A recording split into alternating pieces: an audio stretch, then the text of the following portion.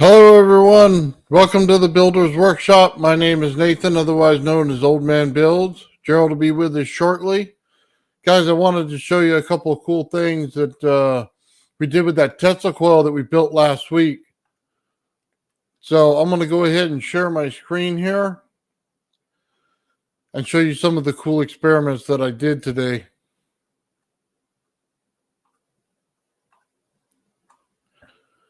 So this right here is one of the little things in Sean's kit that he sent to me last week or a week ago. And basically, it's a bunch of lights that go with that little mini Tesla coil thing. And you can see they light up brilliantly. So I'm going to pop through a couple of them so we can take a look. Sorry. There you see we just got a little bit of breakout, but it looks like a spoon in this one. Oh, that was just the resonance frequency there. And here we go with the video. Just showing how much the light goes out. Now, this is my other Tesla coil here, the one that's actually in resonance. So as you can see, we have no problem getting 3 feet out of this. I can actually get it to 5, almost 6 feet when this thing is really going. And that's just at 40 volts. So as long as you're in resonance, you can see how bright it is. Man, this thing is just unbelievably awesome. So let's take a look. We got some other things on this, man. It's just, it's unreal what this thing does. You can see we got breakout. This is the first time I got real breakout with this coil. Right now we're at 30 volts. And I always check the MOSFET, or excuse me, the transistor. I always get the two going there. We're about 80 degrees right now, 78, 80 degrees. So we're staying cool, but you can see the breakout already happening. So right about there is 3 feet. Let me go back just a hair. I want to show you that breakout on this. That's not bad for a transistor and a resistor.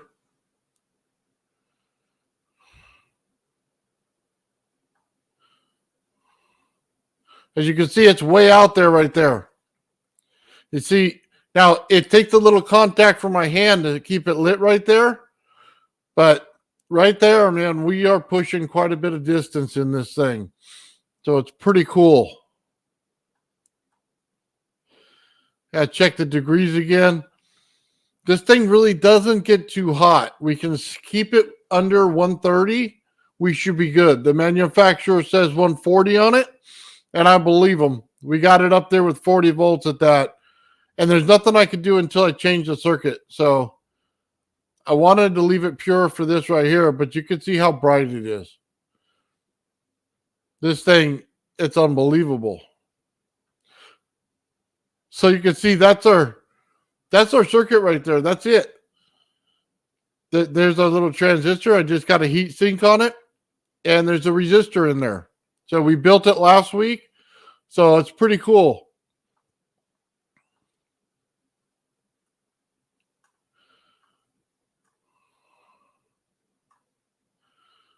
So here I am. I'm putting lights around.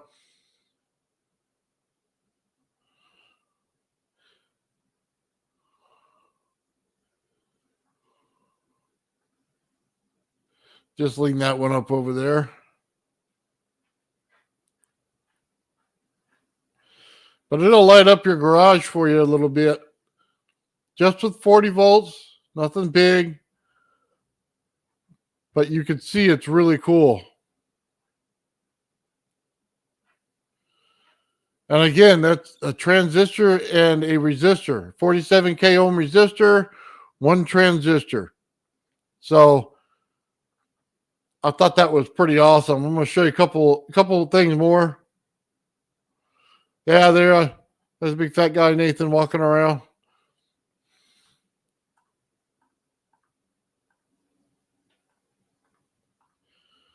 All right, let's see if I can get to the next one. So I did a test on it just to see what the climbing is. So you can see right here we're at 81. 20 volts. So we're not too bad. And that's the breakout you get right there. So we'll just turn it up a little bit and see exactly where we go from here.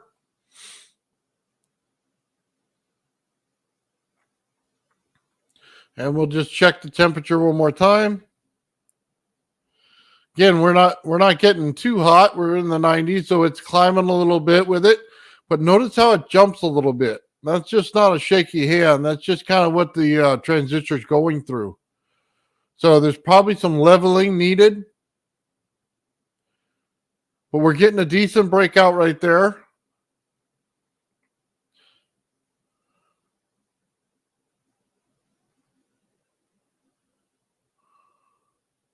So we're going to push for 40 volts here. We had, what, 30 on the last one?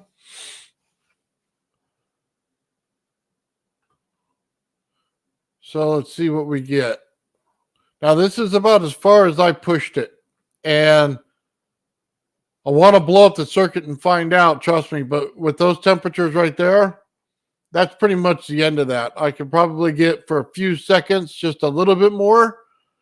But that's about it. So that's 40 volts. And we got a nice breakout at 40 volts. So I thought that was pretty cool. Kind of give you a little bit of a guideline on how that thing goes. Oh, you don't want to see this. This is just me winding something.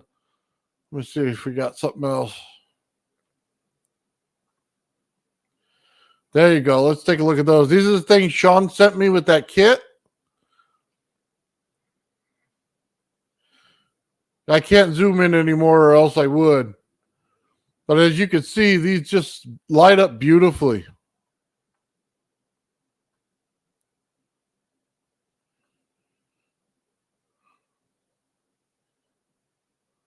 Yeah, that's really cool, man. I thank you, Sean, for this. This was really awesome. Oh, I can't believe people put these things on their skin. That's unreal. I can't believe they sell stuff like that. I do like it for the lights, though. It's a brilliant color.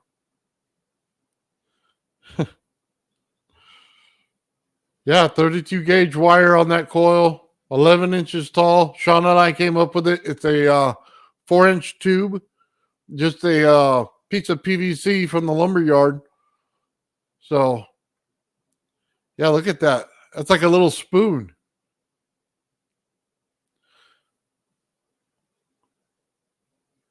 It's so cool. These things lighten up. And this is at low voltage, just right here, probably about 20 volts. We're not even into the voltage yet. That one only lights up real bright when you get all of the voltage into it. So we hit a sweet spot right there. That's for sure. Anyway, it's pretty cool what this thing does. Yeah, look at that. Just one or two or flips between them. And they get brighter too. So I'll let it go a little bit and we'll go ahead and watch this thing get a little brighter.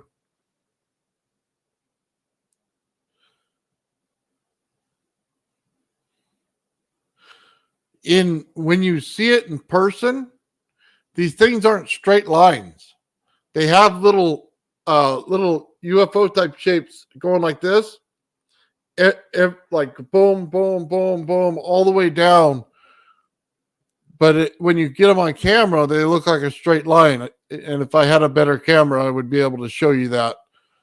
But it's still pretty cool. Even the breakout looks more brilliant. Look at that. Just like a spoon. So cool. These things are like the neatest things to play with. I could do this probably all day. By the way, my computer, usually the lights are green. They all turned plasma purple and stayed there. I had to reset my computer. I was pushing this thing like distances out, and my table sits right next to my computer. So maybe I should move it away next time. But it was pretty cool.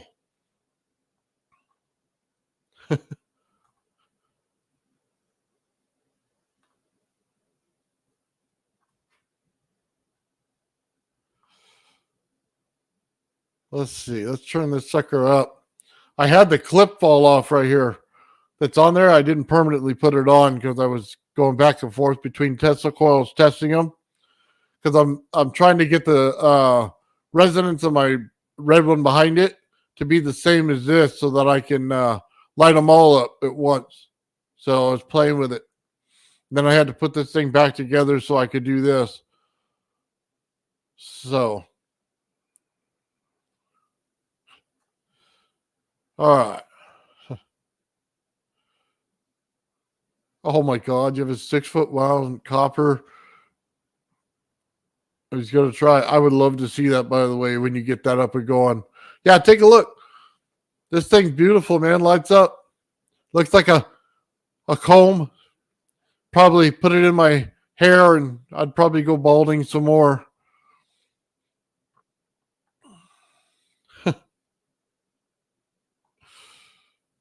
Oh, man. Yeah, I love these things, man. There's like a dead spot. You can see it right there, by the way. I don't know if you noticed that. Let me just take it back just a bit. There's dead spots in the Tesla coil when you actually wind it. So you'll find spots that look like that in places, and then spots where it doesn't light up all the way. So this is actually a great tool checking your field and seeing where it is, because there's going to be some dead spots in it. I thought that was pretty cool.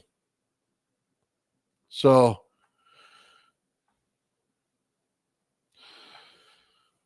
anyway, guys, that's the Tesla coil right there. Gerald says he's got a lot of circuits coming, so we're kind of waiting on him. I don't know when he's going to get here. Hopefully soon. But that was kind of what's going on. So yeah. And I'll show you the transistor for that circuit real quick while we're looking at it.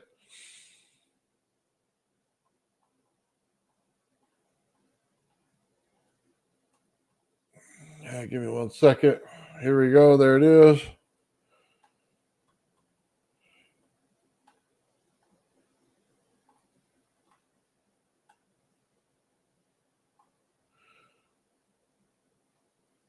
Oh, man. I did it again. Okay, give me 1 second. I'll pull it right up. There it is. So this thing right here,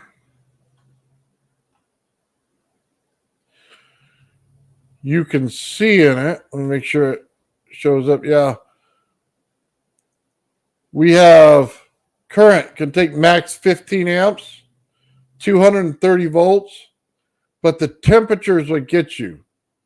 So the max says 130, but we're well over that. And I think we were in Fahrenheit. This is in Celsius.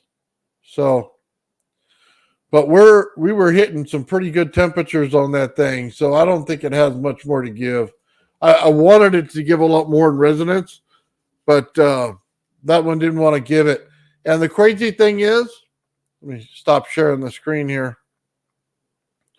As soon as you started to use the energy, as soon as the breakout happened, the amount of distance went down.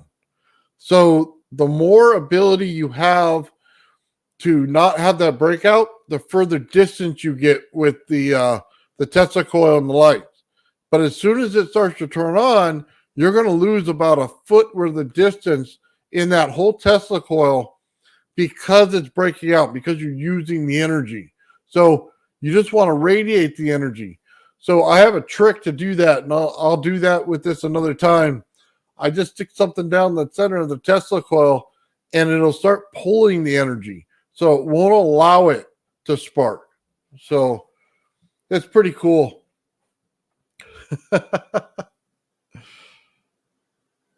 Hey, Ben, how's it going, man? Nice to see you out there. That's why you need big heat sinks. Yeah. You know what? I could probably get the temperature down a bit more with a bigger heat sink. You're probably right. Let's see. We could use lower temp using a magnetic refrigeration. Yeah, it could. It all depends on how fast it's heating up, but you're absolutely right. We can cool it down. Let's see. You can lower the hertz. Yeah, I can actually add a circuit to this and change some of that. But I wanted to keep it with the original circuit that I showed last week. That way we just had a simple follow-up. You know what I mean? This is what it's doing when you connect it in correct resonance, because my first coil was not in resonance at all. It wasn't even close. So it just barely oscillated. This one oscillates perfectly every time. So phototherapy device, high frequency. Oh, yeah. Yeah, that's what it is. What? Face, chin, neck hair. I was going to say, go for your hair. Man, that'd be trick. Probably burn all my hair off, or whatever's left of it. Huh. Hello, how you doing out there, guys? Thank you very much. Yeah, we're just getting started, but usually, man, we have a good old fun time on these shows, man. Huh. Yep. So,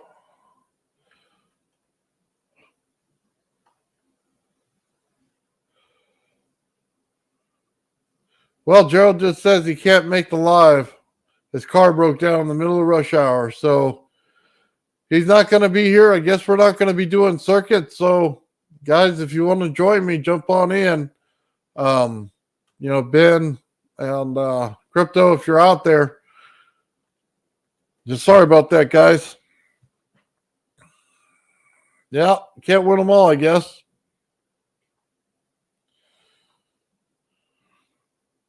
Yeah, I wish he was here too, man. Ben said he might be able to come on in a few minutes.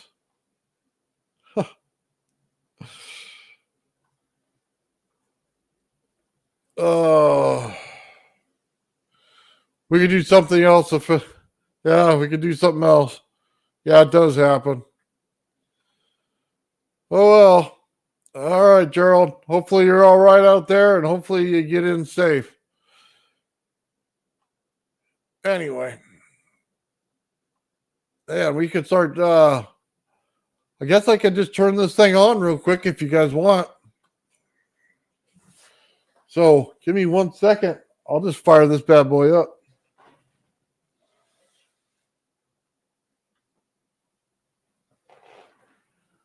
All right, we're already good. Let's get our camera set up. Yeah, right next to the computer. That's about where it goes.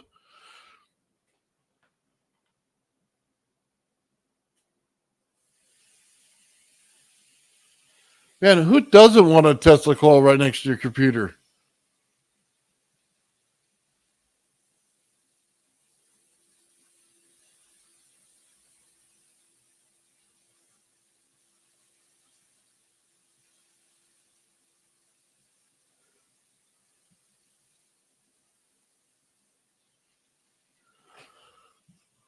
So let's pray nothing goes bad. I'm going to hit this thing as a little bit higher and see if we can't jump it up a little bit. See if we can't get that spark to go up.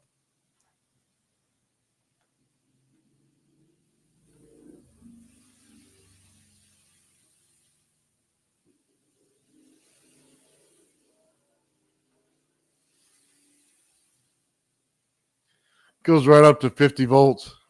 That's so cool. I don't think it can sustain at that. Look at the light bulb in the back, though. It's just it's already lit up. That's so great. Oh, man. You got to love Tesla coils. Let's see. Hold on. Oh, let me grab these.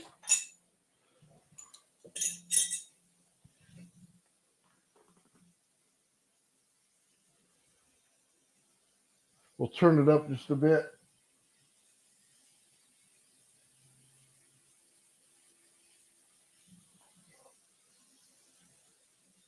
That's about what we're getting out of it. That right there is about 10 inches away. And this one lights up.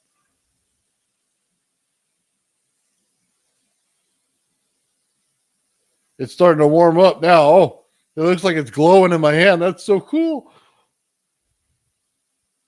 Look at that.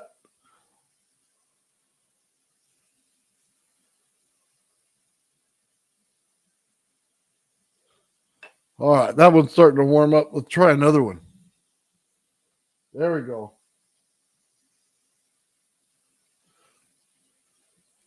You know what? Maybe I can get the camera just a little bit closer. Let me try. Give me 1 second.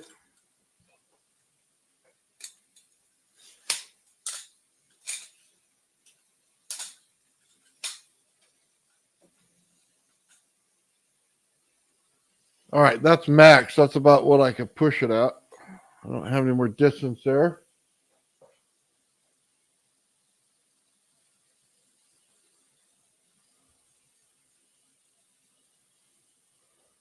Looks like an eye right there in the center. Sorry for the shakiness, guys. I'm holding it because it's pushing the wire to the limit. That's so cool. Let's see if we can't get the plasma right behind it. So let's go to the next one.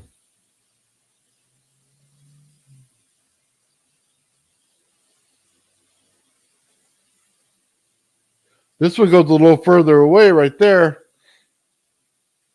We're at least like 14 inches right there away from the Tesla coil. Oh, there we went.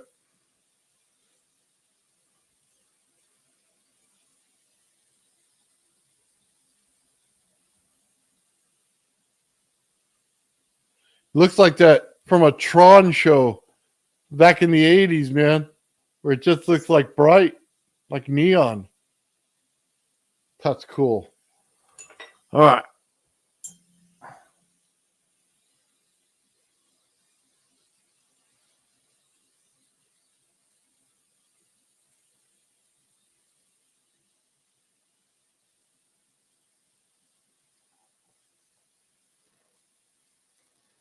Ooh, he likes to grab it. Look at that.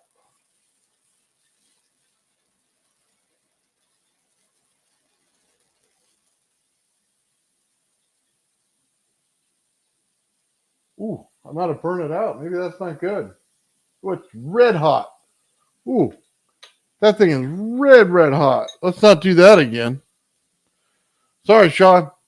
Old man Bill likes to blow stuff up. I have to buy me another one of those.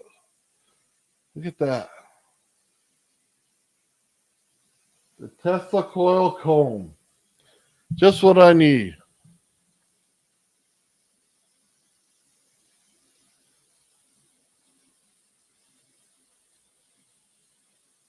That thing's getting red hot too. Look at that.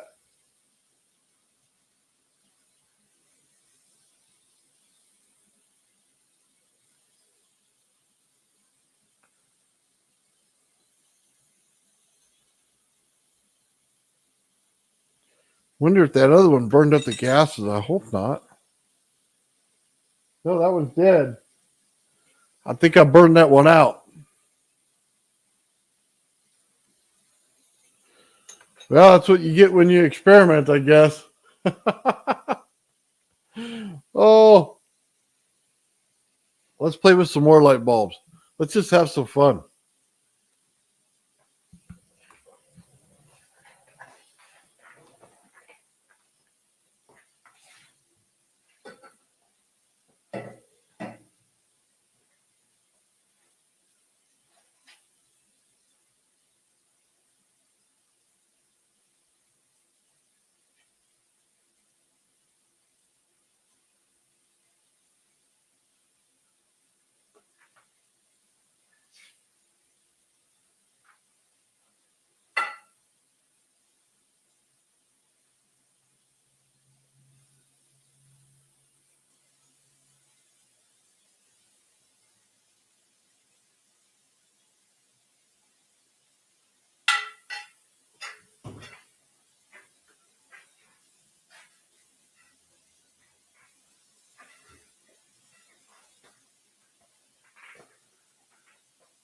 Nice.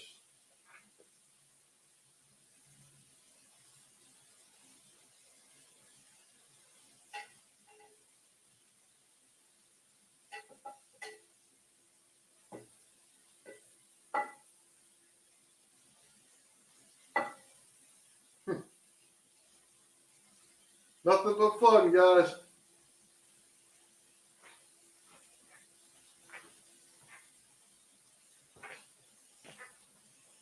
As you guys could probably tell, this thing's going to last a while. This thing is running right now just under 40 volts. And it's going to last all day if we want, probably. But you can see these things light up pretty bright.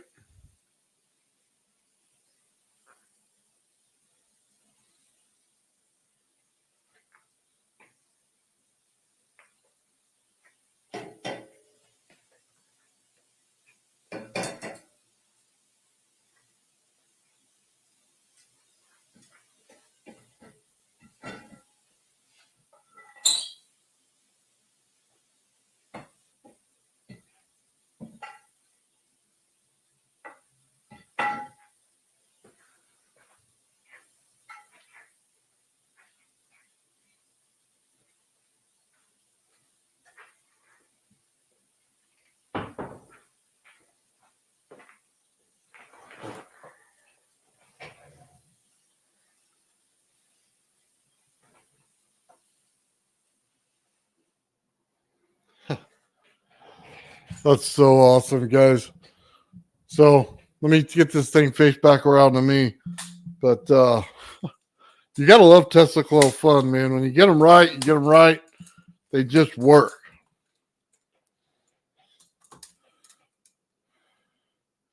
By the way, that Tesla coil would never find resonance without Sean. So Sean, thank you again.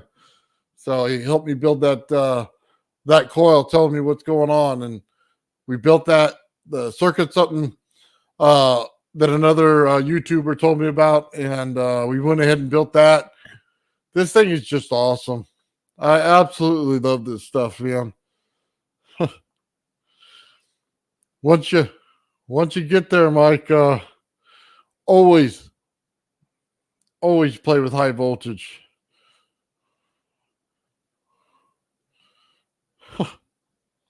Thank you. Yeah, I'm working on it.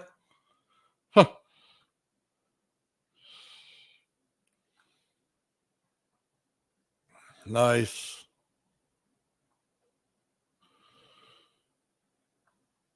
So yeah, guys, we got a lot of stuff. It's pretty cool. Yeah, Bernie's there in the background. What's up, Crypto? So yeah, we're definitely getting this thing going with these circuits, these Tesla coils. Now, I was hoping Gerald would be here. I wanted to disconnect the circuit in a little bit, and I just wanted to show how it worked first. I have 2 coils that I wound. So I'll go ahead and show the winding video so that you guys see it. And that way you understand what I'm doing here. Now, by no means am I an expert winder. I just did whatever I could. So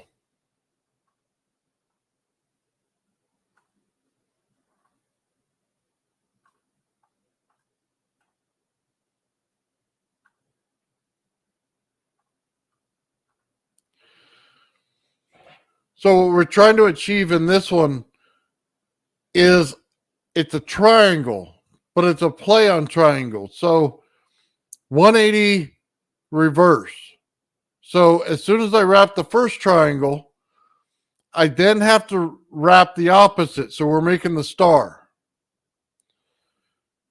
And there are exactly 7 open spaces in between every time. And that's 20 gauge wire that we're using right there. So you can see now it makes the star. So now I'm going to start a second star. So it's just in a progression. Now, I don't know if this is the way Gerald does anything, but I thought this was pretty cool. So this is the way I did it. And you'll lose your mind if you don't recognize where the star is every time that you do the wrap. So I didn't do this by numbers, guys. I know a lot of people have a number sheet when they do this stuff. I just memorized part of it, and that's how I wind it. But that's just me. That's just the way I work on it. So, but as you can see, we're going into our next star. Now we got to cross it, which is always fun because you have to get them right. And this stuff, it likes to come off the ends. It likes to mess with you. Right there, I'm having a total brain freeze, trying to figure out exactly where I was.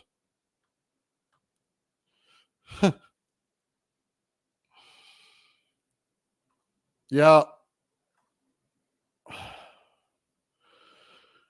Basically, we have 24 screws is what it is. And that's on a 250 millimeter winding or round shape, the diameter of it.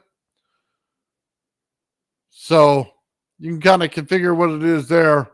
I usually build these things in my head or, lay them out on the computer and then I wind it out. So I should have wrote it down. I would have went much faster, but I don't know. I don't like reading notes even when I write them. So I just go with the flow and see if it works.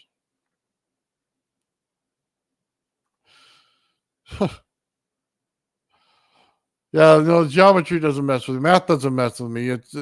Sometimes you get lost. Like I said, this thing likes to trick you because you think that you're in one triangle, but then you got to flip it opposite. So it's not an easy progression.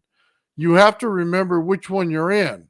And then when you forget, you have to wind it back in your head. Then you can get it again. And that's it. And if you mess it up and miss one, it sucks. And these little tabs, they always come off the little tabs. You can see me right there. I know I'm not hitting the right one. And I'm looking at it. And I know I've already done that wind, and I'll find it here in a minute. But one of the tricks to this is anytime you wind triangles, you play a little game. You cannot hit the center. Anything that crosses over the center, you're out. So every time I wind, that's the way I got to think of it.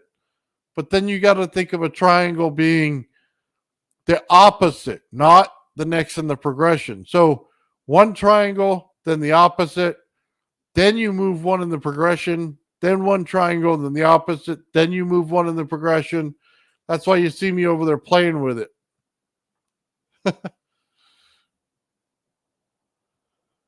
Yeah, I got lost. Yeah, you're right. I should have wrote it down. It happens, man. So I'll get it again in a second. Once I do, I'll go pretty quick. Get the rest of it. Get done.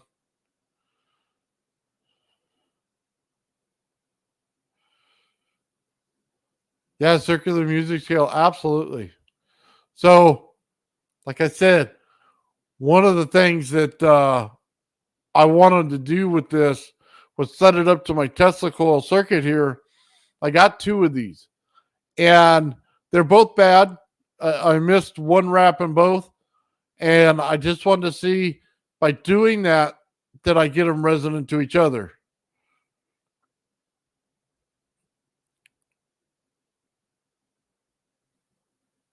Yeah, you see, you constantly got to push this stuff down. It's a pain. And that's it. So I only wound one for you guys today. I just wanted to show you that. It was kind of a neat thing to get it around and make those star patterns. Here, I'll rewind it 1 second so you can see what we're looking for. You see the first one, which is pretty easy. And then we go in and out until we get to the second one. Now it's got to make the star before you can go on.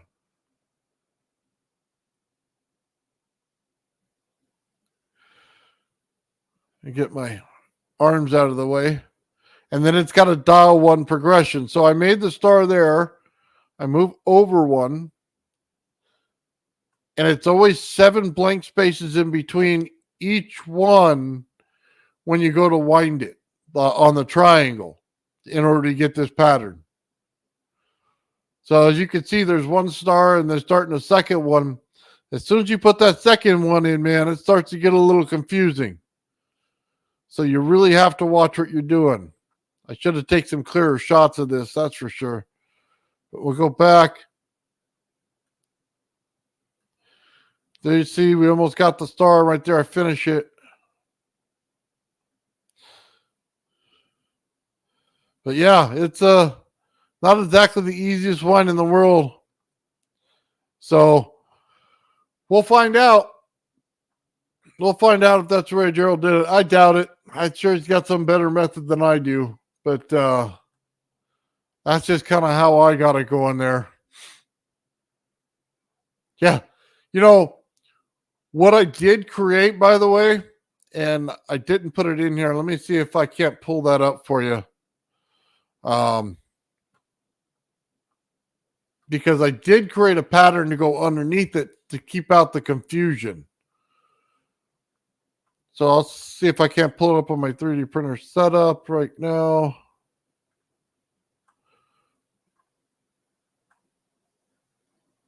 Give me just a second. I'm pulling up Fusion 360 for you so you guys could see what I was looking at. So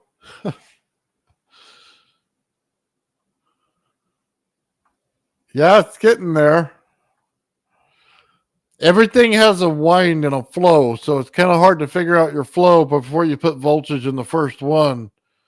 And I built this a couple times and trying to figure it out. So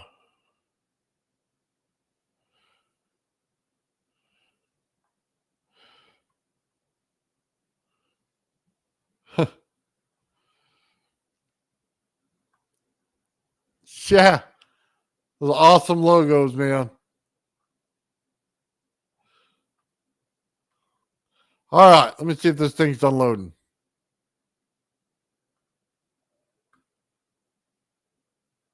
Let's see if I saved it. No, it doesn't look like I saved it. Wow. Yeah, wasn't that a mistake on my part? Oh, well. Let's see if I got it in a 3D print, though. I might have it. Oh,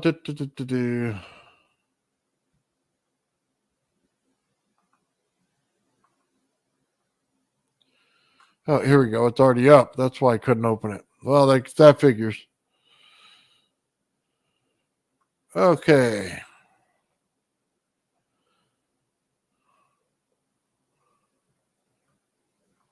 This is the one I want. Sorry it's taking so long, guys.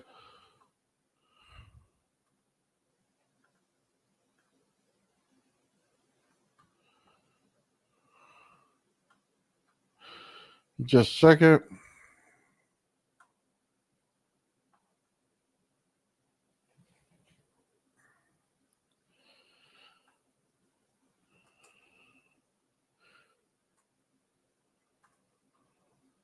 Yeah, I found it, so it's share.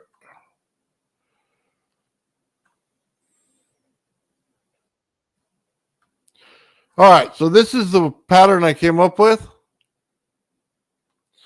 So basically what you're looking at is there are two different heights on each side of the triangle.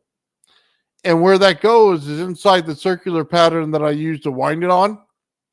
And you turn it each time you do a progression. That way you can never forget where you're at. Now, I didn't have time to print this off today. I was on grandpa duty yesterday and watching my granddaughter, and I didn't have time to do everything. But this right here is exactly what you want to do. Print something like this off, and then all you want to do is rotate this. So every time that you do it, you just want to turn it one over or wherever you start your next progression. That way you can remember to follow each triangle. So hopefully that helps you guys out when you do this kind of stuff. When I get the thing right, I'll leave the STLs in the description for this video, or if I make a video separate, I'll do it there. But that way you guys get to see what's going on here. What do you think, Ben? Sorry, I'm just getting my camera fixed. Oh, yeah. It looks amazing. I'm really interested. I really want to try to wind one of these complicated flat wired coils. I do think that they're going to produce some really unique effects for sure. Look, that's a pentagram, right? Well, yeah, it's yes. Oh, Wait, go all right, ahead. my headset's not connected. One second. You might get some feedback. Oh yeah.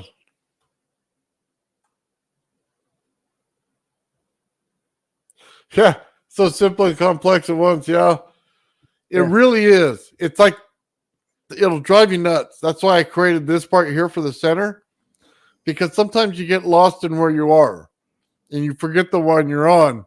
But at least this way you can trace it back a little bit and find it faster. So, and then by the way, if you don't create that bottom piece, what sucks is that these things like to mess with you. So it'll keep coming off the peg. It'll start messing with you.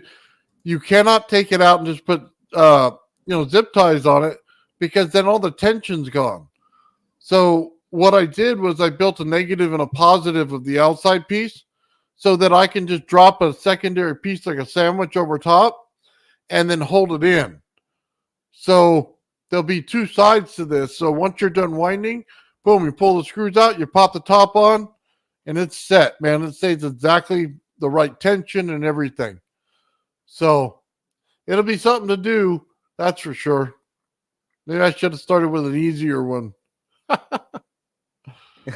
No, you would think starting with an easier one, but honestly, I'd say start with one that you're passionate about. Because when you have that passion driving you, it doesn't matter how frustrated you're going to get with winding it, you're going to find a way to do it.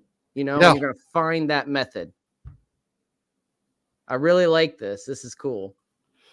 Yeah, he just said like in the center of it, the hexagon. So there's multiple different geometries at play. Every time I've done one of these in a different wind, there's always two geometries to it. There's the one you think you're winding, and there's the one that shows up. Right. That's crazy. Yeah, because I don't know. It's hard to visualize what that's going to look like in 3 dimensions as a field, but I don't know. Maybe there's a piece of software that we can use to help us visualize like these different shapes, these different geometries. Well, think about it this way. So it's this shape and then progressed. So you just move it over one. So it's stair stepping. So if you think about it, it's one shape, turn it just a little bit, it's stair stepped, finish the shape, stair step it again, finish the shape, stair step it again. It's like a winding staircase going up. Right. So see if I have the other one, I'll show you. I don't know why my backgrounds aren't working, but I just put this one on. My internet's acting funny. Oh, I do have the coil, the fireball wound, because I was doing, like you said, recording the video. And what we're going to do is for the class, I am going to start it at 9 a little later. And because we're doing, I pre-recorded some videos, and this will be a better system, because I'll play the videos and explain how to do everything. And then everybody will, go do their coil and work on that part. And I'll be there to answer questions and to help, and I'll be free. I won't have my hands tied, and there you go. It'll just work out better that way. Yeah, I agree with you. So but I do have the coil if you want to see it at some point. Yeah, as soon as I'm done describing this, let's check it out. So this right here is just this is the bottom piece that goes on your table. Oh, so this is the part that you're winding with. This is like your frame. So you just put a screw in there, and I like to put a straw with the screw in case the winding goes up, it doesn't tear up the thing on the screw, the wire on it. Right, yeah, because it'll scratch it. Yeah. So there's a positive and a negative to this. So what I mean by that is there's another piece that sits right on top of this. So it sandwiches it. It has little pegs, and they go in the little holes right there, and the round piece goes on there. So it just makes the sandwich on it. So once you're done winding it, you can close it up. Yep, that's correct. That it always stays with the correct tension on it, and it never changes. Right. No, that's smart. And you know, as many of these as I've seen, I've never seen a cap like that. I've never seen anybody try to cap it off. Yeah. That's a good idea. Well, because they always have to take it off their table and they use hot glue or, I mean, something like that. I mean, eventually it'll have to be dipped in resin, but I like the frames. I like to be able to just pop it on there. Yeah, you can put a nice transparent window in there and see what's going on and give it a nice, you know, artistic style. Not only that, if you want to start stacking them as a capacitor, Oh yeah. now they're in that little frame. So now all I gotta do is to put some plexiglass in between, and I got a capacitor of these two plates. Oh my God, that's brilliant. So yeah, it kind of changes the game, doesn't it? Adds a whole new aspect to these circular coils here. Wow. This is a game changer for sure. Yeah, we're gonna have some fun. I'll be ready when Gerald's ready to go on that, man, because I'm prepping, building files, getting stuff ready. Right. So, You see how just slightly tweaking the manufacturing process can extremely deliver, you know? well, and when we put the patterns in there, and you can see the pattern through the windings. You know what I mean? Yeah. And then as I turn it, I'm cheating. So what's the Go ahead. I'm sorry, go ahead. I was just gonna say, instead of remembering the numbers, I just turn the dial underneath. Oh. That's about how easy it gets. I'm making it easy. What's the pattern to wind for that? You have like a clock pattern where you like start at like 9 o'clock and then go to like 6 o'clock, or so you have to mathematically figure out where your star is first. Okay. So in this, you can't see it in that one. I'll have to show you in the other one. Let me pull it up. When you pull up your, oh man, where's the video at? There it is. So sorry, give me 1 second. And here we go. I'm getting slow today. So you see it, right? Now watch. We're just going to count 7 over because mathematically that's going to give me a triangle. right. So from 7 spots are open. On the 8th one, we're turning. So you can see we're starting to get our triangle. I followed the same pattern all the way around. And then when you're done, it makes a perfect triangle, right? Right. Sorry, my hands are in the way. And then you wind it on the 8th one. Yeah, and then we have to move once we get back to the original spot, right? We then have to maneuver it up. I think it's missing 3, and then hit the 4th one, and then turn. And then you'll see it start to make the star pattern. You see it right now? Yeah. So that's how you have to do it. And then when you're done with this, you have to go 1 over. That's what makes it so difficult. Now you see I'm starting the 1 over now. Is this all the same wire, or did you start a new wire? No, it's all the same wire. All the same. Okay. So you got a big spool next to you and you're just winding it off of it. So you can see I went 1 over, right? And then now I'm starting a whole new star. That's where it starts to get confusing because now you have wires that look like they're crossing everywhere. Right. So yeah, and you have to really pay attention, or like, I don't know, put a sticker on one that you started, while you're working, maybe. I don't know. well, that's what that little star dial was.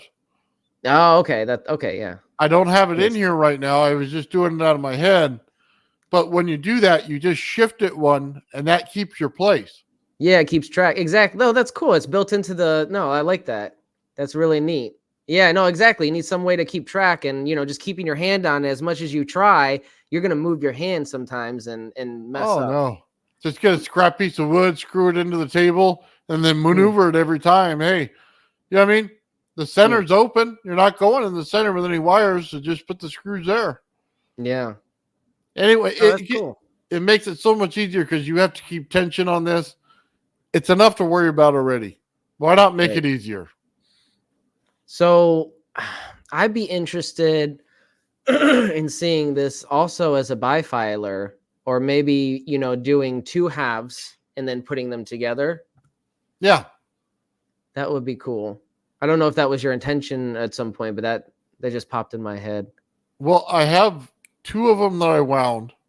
Mm. Neither one of them are perfect, but they're at least 4 layers deep. And what I wanted to do was hook it up to my Tesla coil circuit. Mm-hmm. And I want to see if I can't get them to resonate. Now, since it's forced resonation, then I don't know. Forced resonance, sorry. I don't know if it's going to work. Okay. I'm sure it's probably going to turn on, but I may blow that transistor right out of the water. Mm. So I wanted to run my Tesla coil first so I could show that to everybody. And then I'm going to hook those up while you're doing some stuff today. I was going to do it when Gerald was there, but I want to see if I can't get the light bulb to still light up. And I'll go ahead. Yeah, no, go ahead. You said you wanted to see if it light up. Yeah, I'm just going to wire it up to a Tesla coil circuit. Nice. I mean, while you're doing that, we can do some experiments with our Tesla coil, or work on a simple circuit of some kind.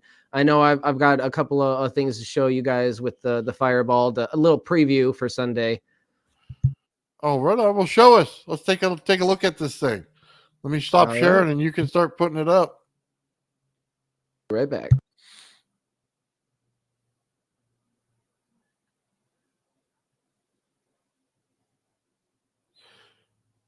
Yeah, I'll grab those real quick as soon as he comes back. We'll see if we can't get them. I'll just get my soldering iron over here. All right, let's take a look at this. So this is the Fireball. Let me show you. Oh, you got red winding in there too, huh? That looks nice. Yeah. So it did. I will have to rewire it, simply because we did come up like a foot short on ending the final wind, and that's my fault. I used a wheel measurer, like a measurement with a wheel, the wheel measurement utility, and I instead of like going over the root, I kind of like probably hit the root with the wheel, and it spun it probably a foot more than it was. So I was reading as 50, it was probably like 49, right? So that was my fault. I do have enough wire though. Yeah. So it's going to be, it's the thing is, when I was working on it a couple of days ago, I live in an apartment complex, and the area is kind of a bad area. And I left the power drill out in the back for a few minutes, and I came back and somebody stole it. So I'm going to have to get another one. Until I do, I won't be able to rewire this bad boy. But as you can see, it's pretty straight, but there are a couple of slight bends, and I don't want to straighten it out at this point because I'm just going to take it apart and redo it, right? It's slightly short. And this wire bundle actually came out slightly thinner than the other wire bundle, even though it's the same gauge wire. I think it has to do with the thickness of the enamel. We'll see. Nice.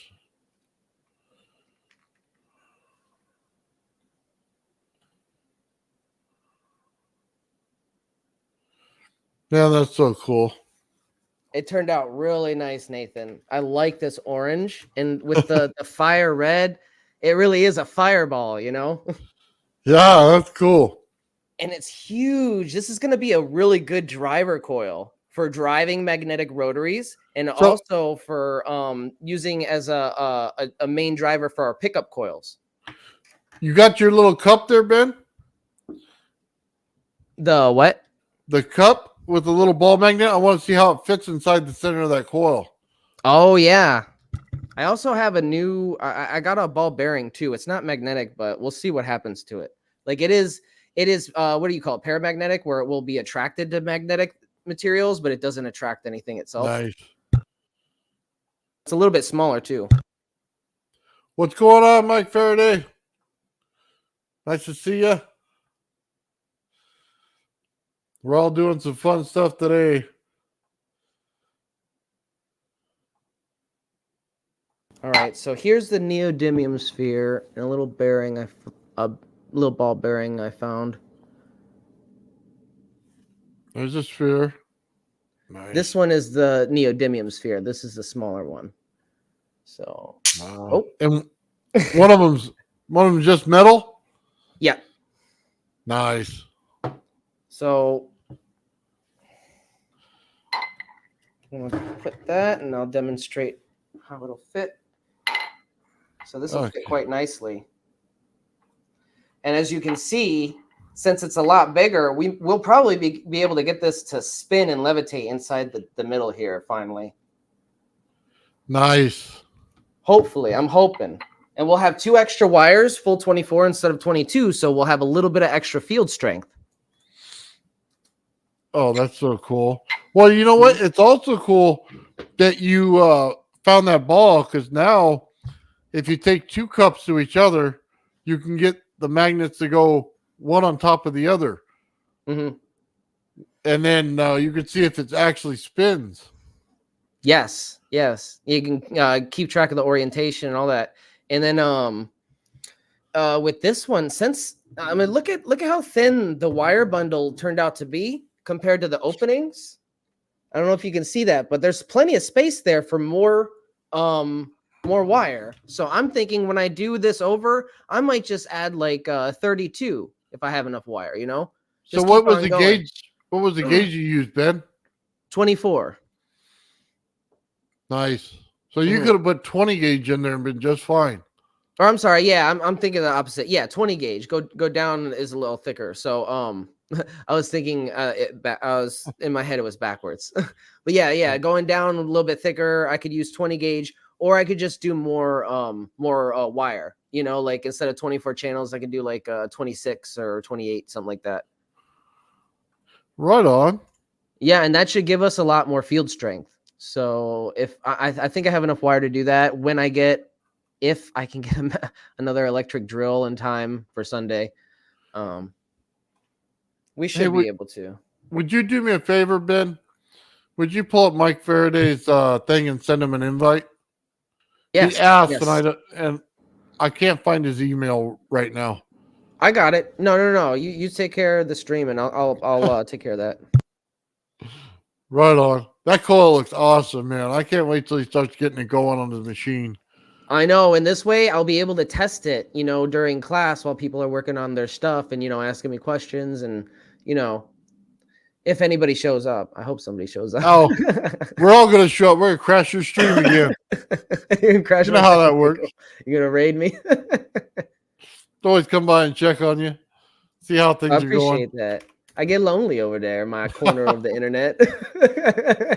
I'm there with you, brother. Some days. Oh, we have a new Patreon member, Charles Milligan. Thank you for your Patreon donation. I will get that sticker over to you. We're in the process of making them now, so give me a day or two, and I'll get you your Patreon sticker. Oh, right on. Yeah, congrats, man. Also, yeah, we set up a Patreon just, you know, to help out, you know, research and funding and all that stuff, and because it really does help out, and people have been, you know, like helping out, and it makes a difference, you know, it really does. But yeah, if you guys are interested, I have a Patreon, you know, different tiers and benefits, but you can discover that on your own. you get a bunch of money together and buy some cool stuff with it and show some experiments. You gotta love that. I just want to have the proper funds to do the experiments that I want to do, you know, and some of these experiments require expensive like stuff. Oh, they do. Trust me. But you know, I got all the basics, and that's good. I got 2 Arduino kits. I got a whole bunch of, you know, like tools and basic stuff already. There's a couple of things I need. I need an oscilloscope, like a proper one, maybe a little bit bigger of a workbench power supply. I'm not sure. That one's kind of small. Oh, well, how many volts does it go up to? Like 40, 30? Yeah, something like that. That might be enough for what you're doing, to be honest with you. Right, as long as I have that trigger circuit to keep it from going back in. There you go. Yeah, no, I'm gonna order that this week. I'm gonna order the trigger circuit, and then there's another part off of Amazon that was really cheap that Mike recommended, and then the transistors, and I think that's all I'll need to order for the Bedini phase 2 testing, because this coil right here is going to be for phase 2. This is why I wanted to do another coil. I wanted to do it properly for phase 2. I wanted it to look nice, presentable, and because I don't just plan on demonstrating it live. I want to go around, and demonstrating it in person too. People need to see stuff like that work, and I like doing it. I like showing people this stuff. Absolutely. So you got to do it. I wanted to go and present mine at the Cosmic Summit this year, but unfortunately I couldn't make it. Otherwise, I would have brought my coil up there and just hung out in the parking lot and say, "Hey guys, want to check something out?" Like a creepy, the creepy guy. "Hey guys, want to check something out?" Don't be that I'm gonna show you med trick. Oh, you're going too far now. Oh, you're funny, man. Oh, yeah. No, I was watching Beetlejuice yesterday, man. They came out with a sequel, and I'm all excited about it. Oh, really? Yeah. Right on. Merkaba sent me some stuff too. I was just trying to find it right now. He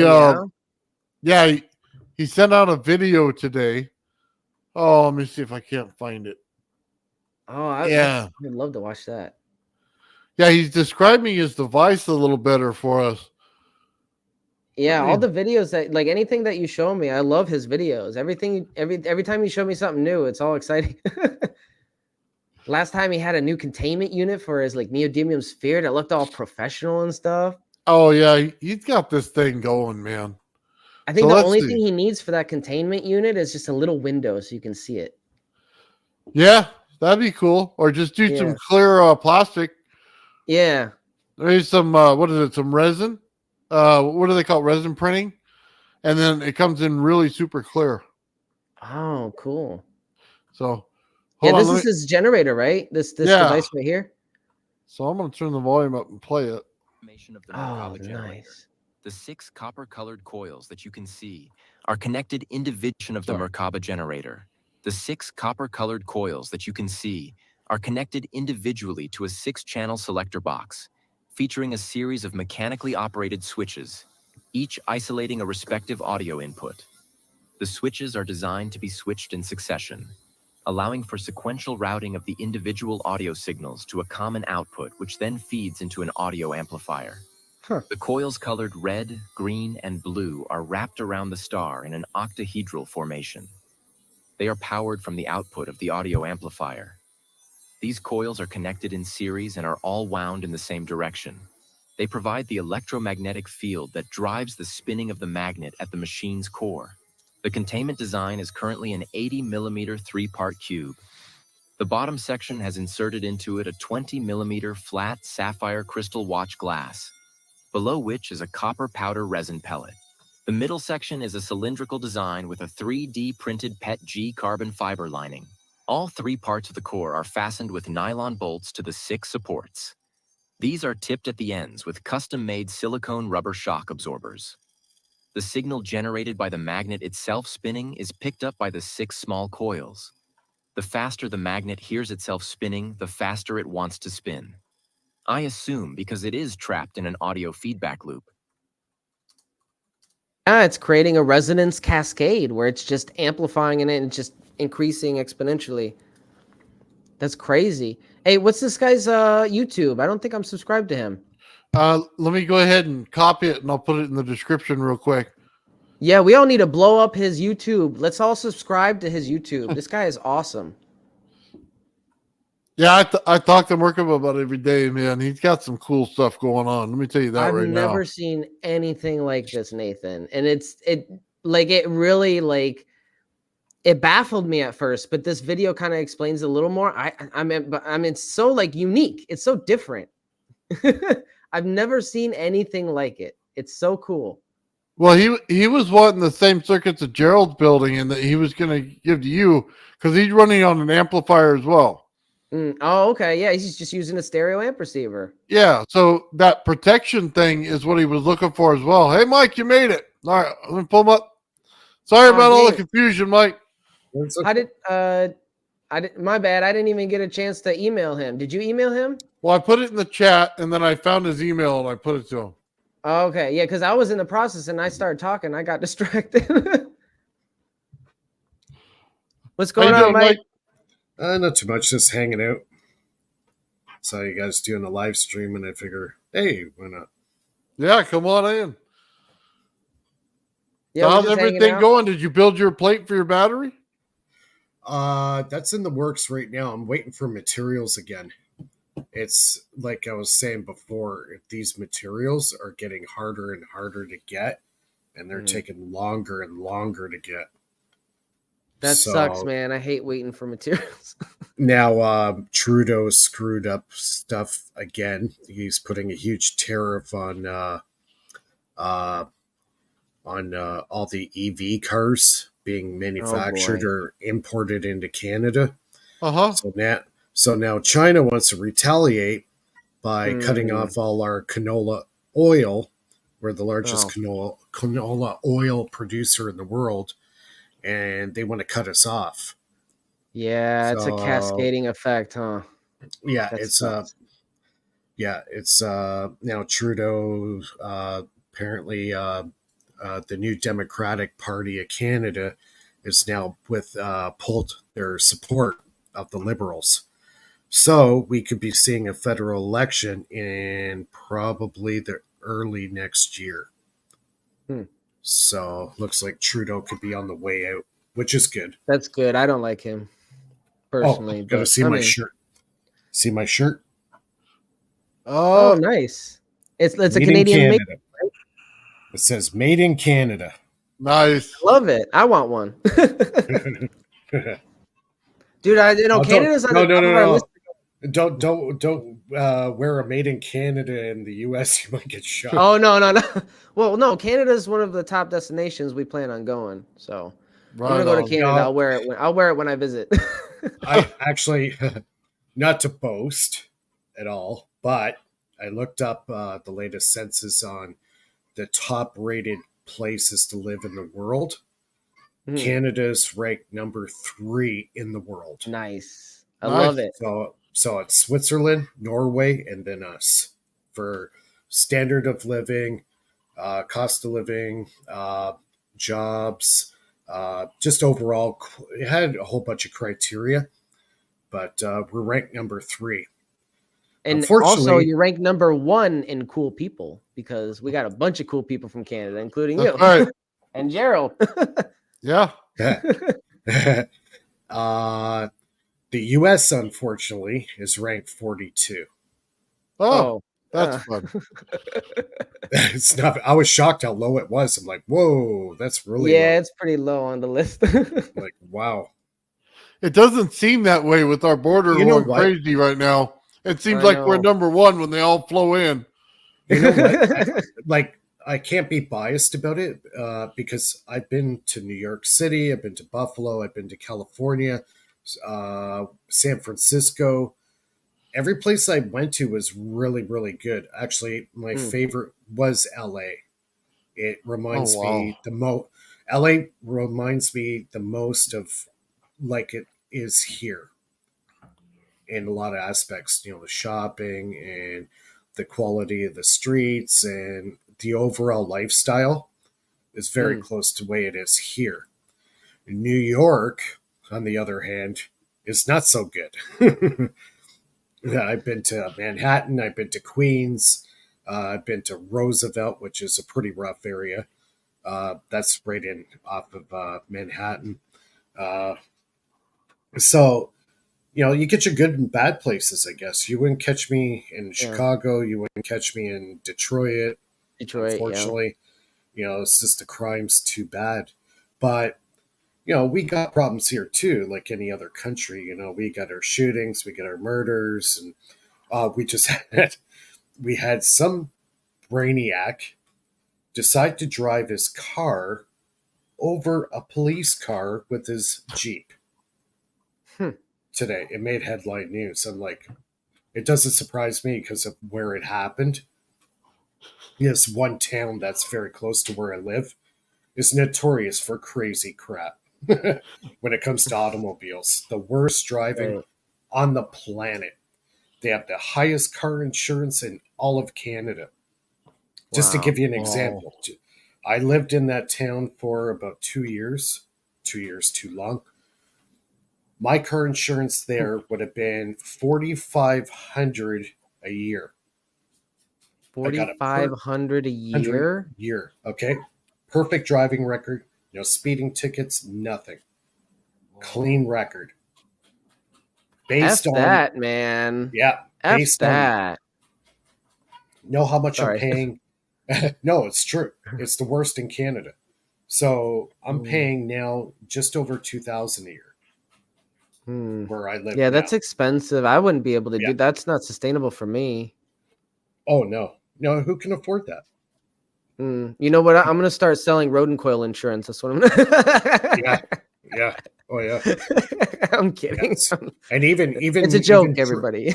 even the city of Toronto too. You're looking at about $4,000 a year to insure a car.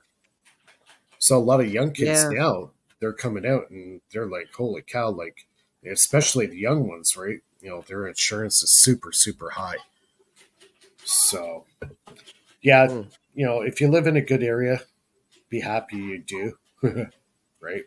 Yeah, I mean, I'm stable where I'm at, but I'm not in a good area by any means. Like I showed up one day to my apartment What's complex, and there was like 5 cops in the cul-de-sac of my apartment, and there's this dude supposedly, I guess, running around with a gun, and they're like, "Oh, lock your doors. There's a guy with a gun. We're trying to get him." I'm like, "Oh crap!" I come home from work to what this. state are you in? What state are you I'm in? in Michigan. Oh, you're in Michigan, so you're not that far from me. And I do work in Detroit hours. sometimes, so I know how it is. I mean, I love Detroit. It's an awesome city, but it is dangerous. Yeah, you gotta be careful, gotta be safe. Yeah, same with Chicago too. It's a nice city, but it's got its issues, like really bad. The people are, the people I talk to, a lot of them are cool, but at the same time, there's, it's you gotta watch your back in places like that. Yeah, Gotta it's be just careful. street smarts, right? Yeah, and that unfortunately comes with experience. You can't just like automatically be born with that knowledge. You got to But trial you and know what? error it and make a couple mistakes. You know what? This day Lose a and wallet age, or two. like this day and age, I wouldn't allow my daughter to go play in the yard, by herself. No, it's not going to happen. It's a different world. Like when we were kids, back in the 80s, you could go to the park all day by yourself. You didn't have to worry about having a parent around, Right. But today, no, it doesn't happen. Yeah, and things, especially with the social media and the internet age, information flows so fast and it's so easy to get information, So if you have nefarious motives, people have a tool to utilize for that, and you got to watch your back. and the thing is, like, things aren't stagnant. The world changes, and in life is about adaptation. But this idea that we can go back to like the good old days, I think the universe is always pushing forward. Yeah. And change is necessary for the progress of our spiritual development, whether we like that change or not, I guess, So even though I would like to, I do have nostalgia, Well, to kind of keep on topic with the free energy and, what we're doing, I was doing experiments with the transducers, and I was actually putting them up to my forehead and my temples. And I was doing frequencies. So actually a transducer and just using a regular signal generator. So anyways, for the job I had to go for a medical, and they did a hearing test.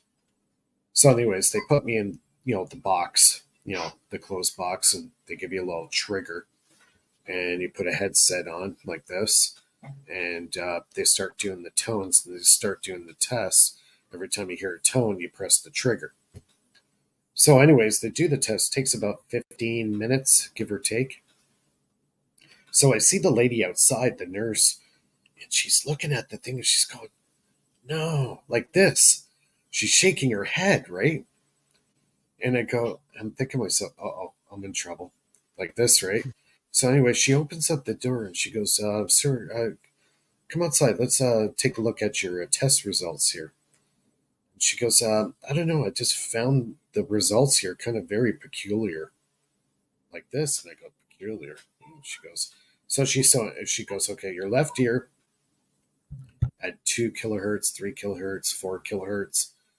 Your left ear is nominal. It's performing normal. So, anyways, she goes on your right ear. For some reason, at 3 kilohertz, your ear loses a little bit of, acuteness. But when you got into the 4 kilohertz range, your hearing enhanced. It got better. She goes, this is impossible. She goes, no. Is it be maybe a mistake with the testing equipment or? Well, this is what she's saying. She goes, these results that you got on your right ear is impossible. Your hearing actually should have got worse at 4 kilohertz. Right. Right? Because of the frequency, it went higher frequency. And then I thought back, I got a flashback and I go, oh man, I was doing those experiments with the transducers. And I was playing around with the frequency ranges, right? Mm-hmm. So she goes, okay, you're going back in the box.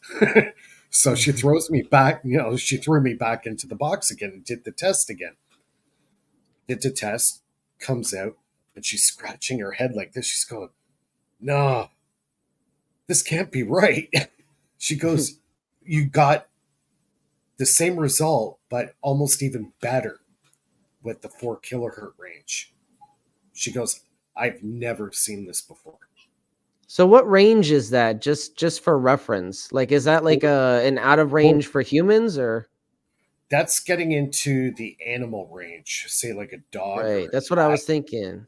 Right. So my right ear is enhanced at a high frequency where my left ear is running at a normal 3.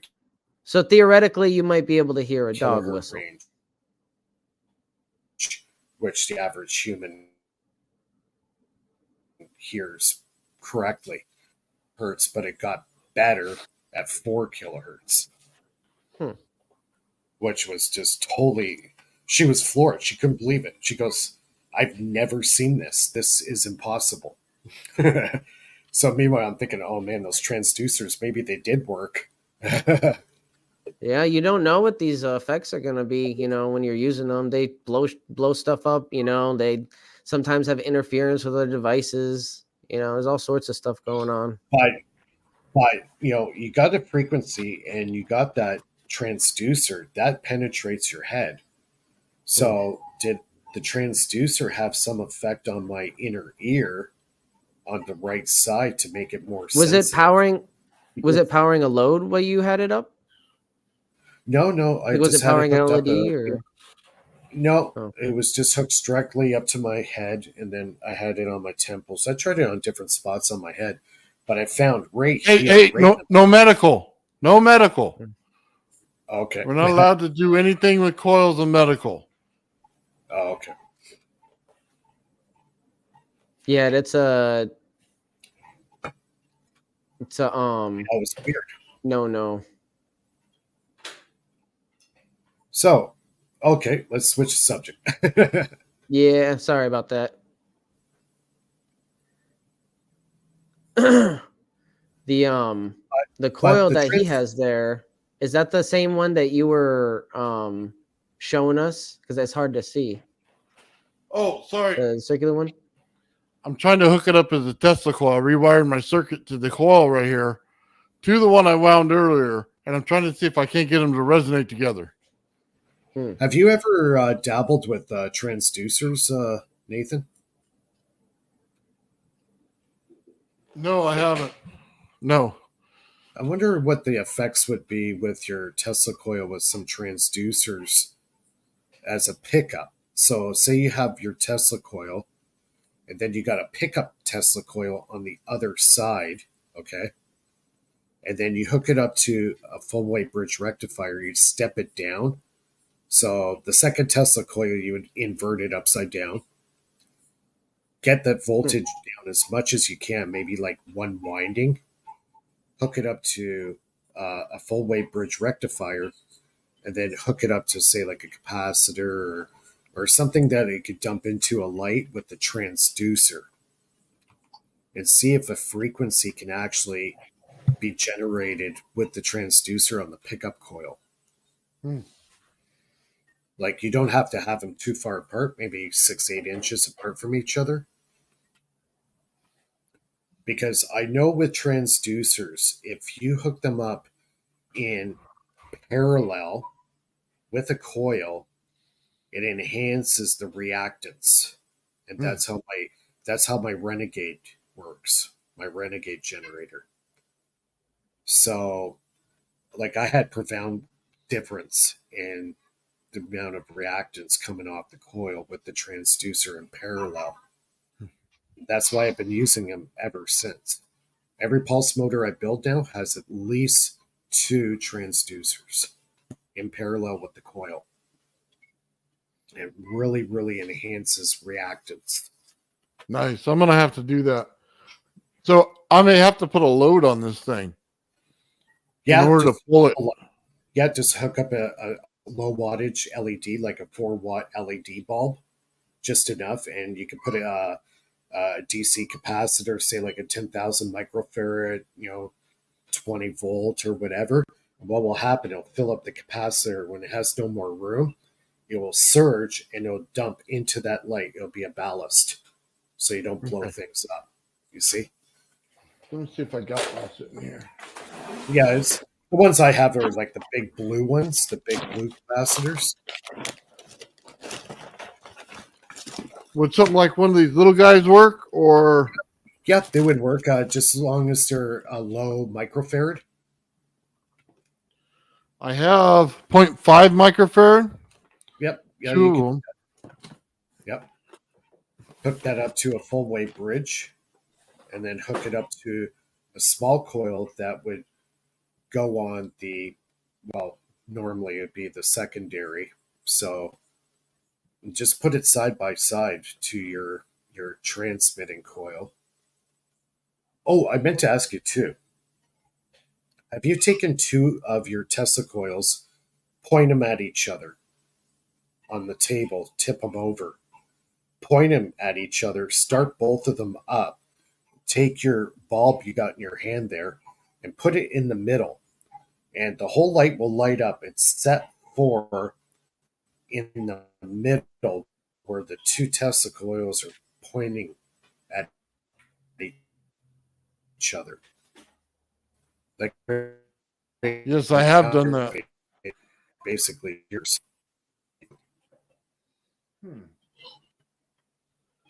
I wonder. So you're breaking up there, Mike. Yes, I have put 2 Tesla coils at each other, and yes, they do create a dead zone. Yeah, pretty cool, eh? Yeah.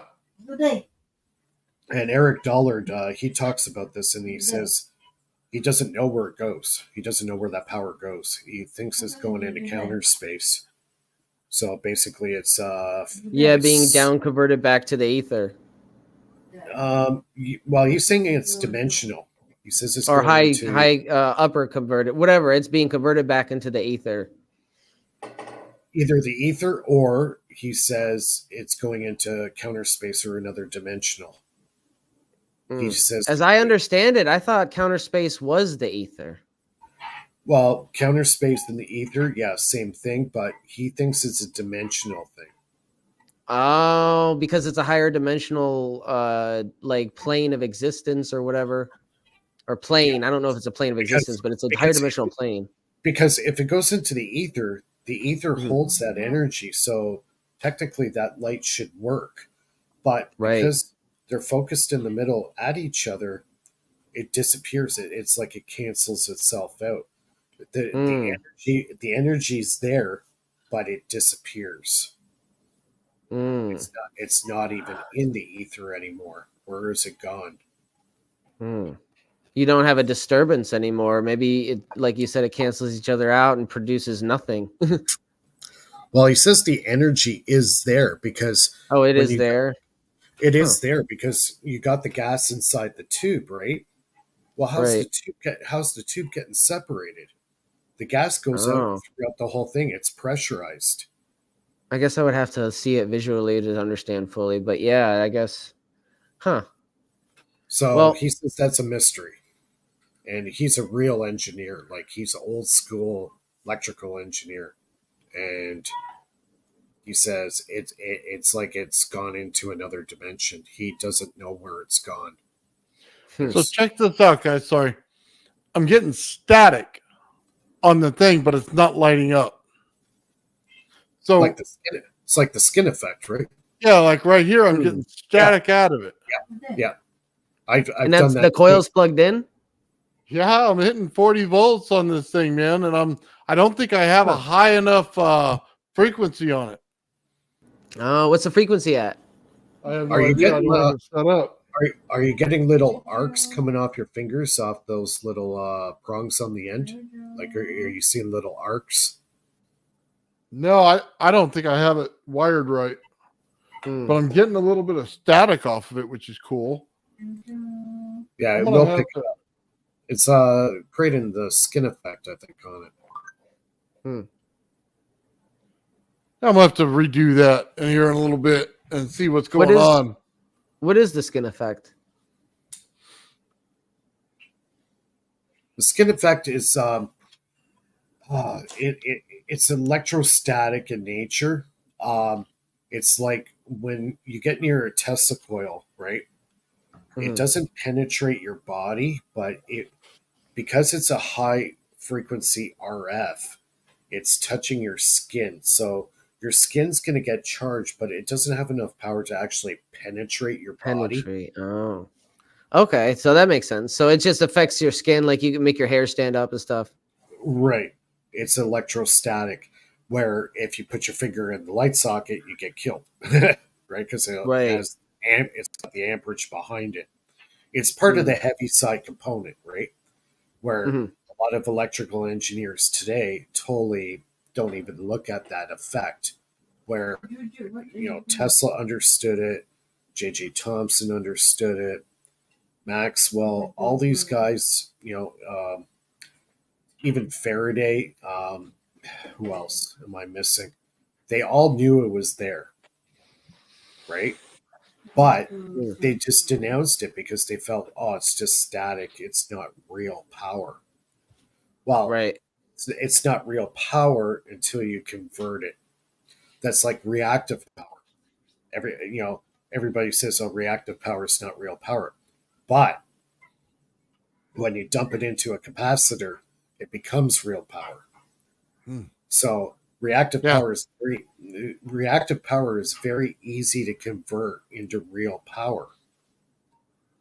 And a lot of all our science today, all our electrical engineering, they know the reactive power is there, and they charge more money on a hydro bill for reactive power, especially for like say machine shops and stuff like that require a huge amount of reactive power. They charge more money. Meanwhile, it's not even real power. They say, "Oh, it's not real power." Oh, but we're going to charge you more money for it. Yeah. Because they say, "Oh, it's not real power," but actually, you need it in order to run your machinery. Without the reactants in the system, you can't power up, a 480 volt machine that draws 80, 200 amps, whatever.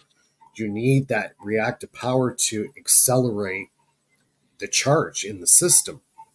So they say it's not real, but we're going to charge you more for it anyways. Yeah. That's crazy. Yep. At least they could be honest and tell you it's real and then charge you for it. Yeah. But even Tesla, he talked about reactive power a lot. He says reactive power is almost just as important as the regular power. He says, as long as you convert it over, dump it into a condenser or capacitor. They called it condensers back in those days. And it can be utilized. Same thing with an electric motor, starter motor, stuff like that. What do? They put a capacitor from the positive to negative, because when you hit the motor with current, it creates a huge reactance inside the motor. It creates a surge. Well, instead of capturing that power, they dump it into the capacitor to filter it out. Hmm. Right? The reactance is almost like a driving force. It's actually like it simulates like an amperage, a current flow movement. So regular power is not as reactive or responsive as reactive power. But Gotcha. if you know how to utilize it, you can actually make the reactive work for you. So basically, that's what I'm getting at. Don't they dump But that's- most of the power into the ground? Yeah, they ground it out. So they either ground it or they put a filter capacitor between the positive and negative on, say, like a motor. So that's kind of the weird thing, how they've kind of dismissed the potential and the way it is. Just ground it out. It's wasted power. That's just So- horrible. So my Renegade device is completely the opposite. I'm embracing the reactance. I want the reactance Yeah. because when you switch it really fast, guess what happens? The demand from the battery that's running the system goes to zero. Nice. That's why my Renegade device can run on dead batteries for months. I had a set of 9-volt batteries. I put 5 or 6 together in series, and the damn thing runs for 6 months. It still runs. So, Nice. so what's happening, because I'm enhancing and embracing the reactance and also the transducers, enhancing that effect in the coil. When I use the switching method that I do, when it releases a physical release in the switch, all the current that's coming out of that battery goes to zero. So the electron or the ions inside the battery, when they're going from the positive, negative to positive plate, they never actually exit the battery. They stop right where the point where they're just going to leave, and the switch goes off. So it stays in the battery. That would explain why I can run it on dead batteries and keep going. So it always keeps a charge in there, even though they're dead. Yeah, because I'm not extracting any potential out of the battery. The only thing I'm extracting from it is the voltage potential, not the current potential. Nice. If you only extract the voltage potential, your battery stays charged. It doesn't go dead. And Because batteries generally work on the current. That's right. And that's why all batteries die eventually. Where mine, all it wants is that voltage. So I use Nice. 30, 40 volts, put a few batteries in series, and they could be small, little, tiny 9-volt batteries. So they don't have to be big. And they'll run over 6 months. Nice. And then Did you have to change those out since you built it yet? Or is it still the same one? No, I'm still using the same batteries. Still the same ones. I haven't changed them. It still goes. And to boot, I'm dumping it in and I'm running, a 4.5 watt light bulb for God knows how long. It defies the logic. If I show this to an electrical engineer and say, oh, by the way, these batteries have been dead for 6 months, but it's still running my motor, and I got enough potential in there to run a 4.5 watt light bulb continuous for 6 months, he's going to go, that's impossible. That cannot happen. Yeah, that's what they say. That's what Gerald Morin always said. Same thing. And Gerard Morin said it. He says, as soon as you make that disconnect, the current draw from your power source goes to zero. If you're not drawing any current from your power source doesn't run out. It doesn't get exhausted. Yeah. So building you could have the best pulse motor in the world, but if you don't have the proper switching and the reactants happening in that coil to help you, you're already dead in the water. It starts right at the very beginning. Yeah. If you know how to switch, prevent that battery from getting drawn of its current, you're at a loss. But if you know how to do it, your battery's going to last for a very long time, and just keep going. So, and the other big mistake people make with pulse motors, they're always running at 12 volts. Don't be a wussy. Go to 40, 50, 60 volts if you want. Nice. Don't stay with 12 volts. Don't be a wussy. Huh. Go up higher. Don't be afraid to go up to 40 or 50 volts. Like my big Renegade, the big one. Go ahead, sorry.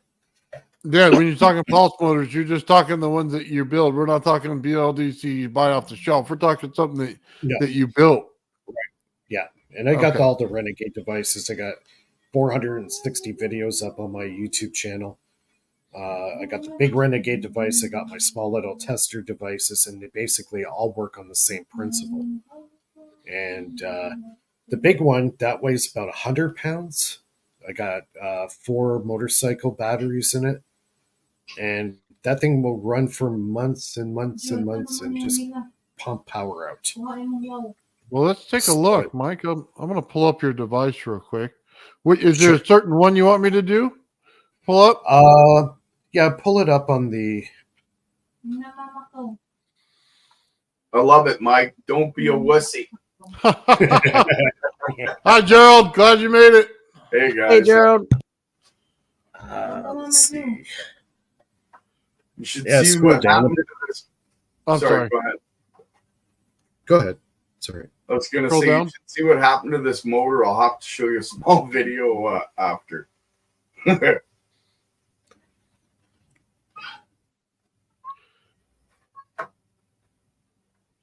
So sorry, for context, earlier I said...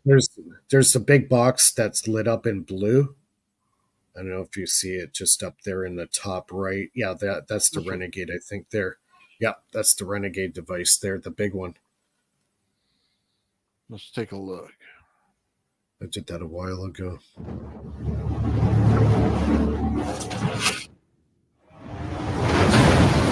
I like that. Hey everyone, it's Mike for Fairly Research. It's Saturday night. Hope everybody's enjoying their Easter weekend. Don't forget, if you haven't become a member, bottom right-hand corner. Also, at the end of the video, give me a thumbs up. And also, if you haven't become a Patreon yet, you can do so below. And also have my PayPal donate. If you like my experiments and you enjoy what I'm doing and you think I have something that is going to be... to help everybody out and further their experiments in the right direction. You could do so below. So anyways, I've been doing a lot of testing. As you can see now, my generator coils are producing 19 volts. Before, the best I was able to do is 12 volts. Now I got it up to 19. I added a small little capacitor. It's 60 volts at, I believe, 27 microfarad. It's very small, but it was enough to put a buffer on it to get the voltage to go up. Nice. So I got this coil, and the coil at the back. Those are my pickup coils. So whatever power that this wheel is generating, now these coils are picking it up. The one at the far back there, that's the drive coil. So I'll let you see the numbers. Now, I've been running this battery down. It started at 50 volts about a week ago, and now I'm at about 48.38 volts. So this battery is slowly wearing down, little by little, but it seems to be holding itself. It seems like it's going down slow, but extremely slow. And I'm still getting a fair amount of RPM out of this. And yeah, so after a while, she starts getting a little bit slow. I think I do have to recondition those batteries again because I've just been doing testing. hasn't been getting the proper charge back to it. But that's what I've been working on here. So as you can see, right now I've got about 19 volts going into, and I've looped it, and it's going back into this charge battery. So it's a matter of how much current I'm generating. So hold on real quick, Mike. Yep. How much more do you have to get out of that, or did you get to loop it to the battery to make it even? I've looped it. Yes, it does work. But if you get it to the point, if you got your switching correct and your battery doesn't wear out, who cares about the looping anymore? You see what I'm saying? Yeah. So because I'm drawing such a tiny amount of current off those batteries, and they're 4 motorcycle batteries. So that whole package together, everything, is about 100 pounds.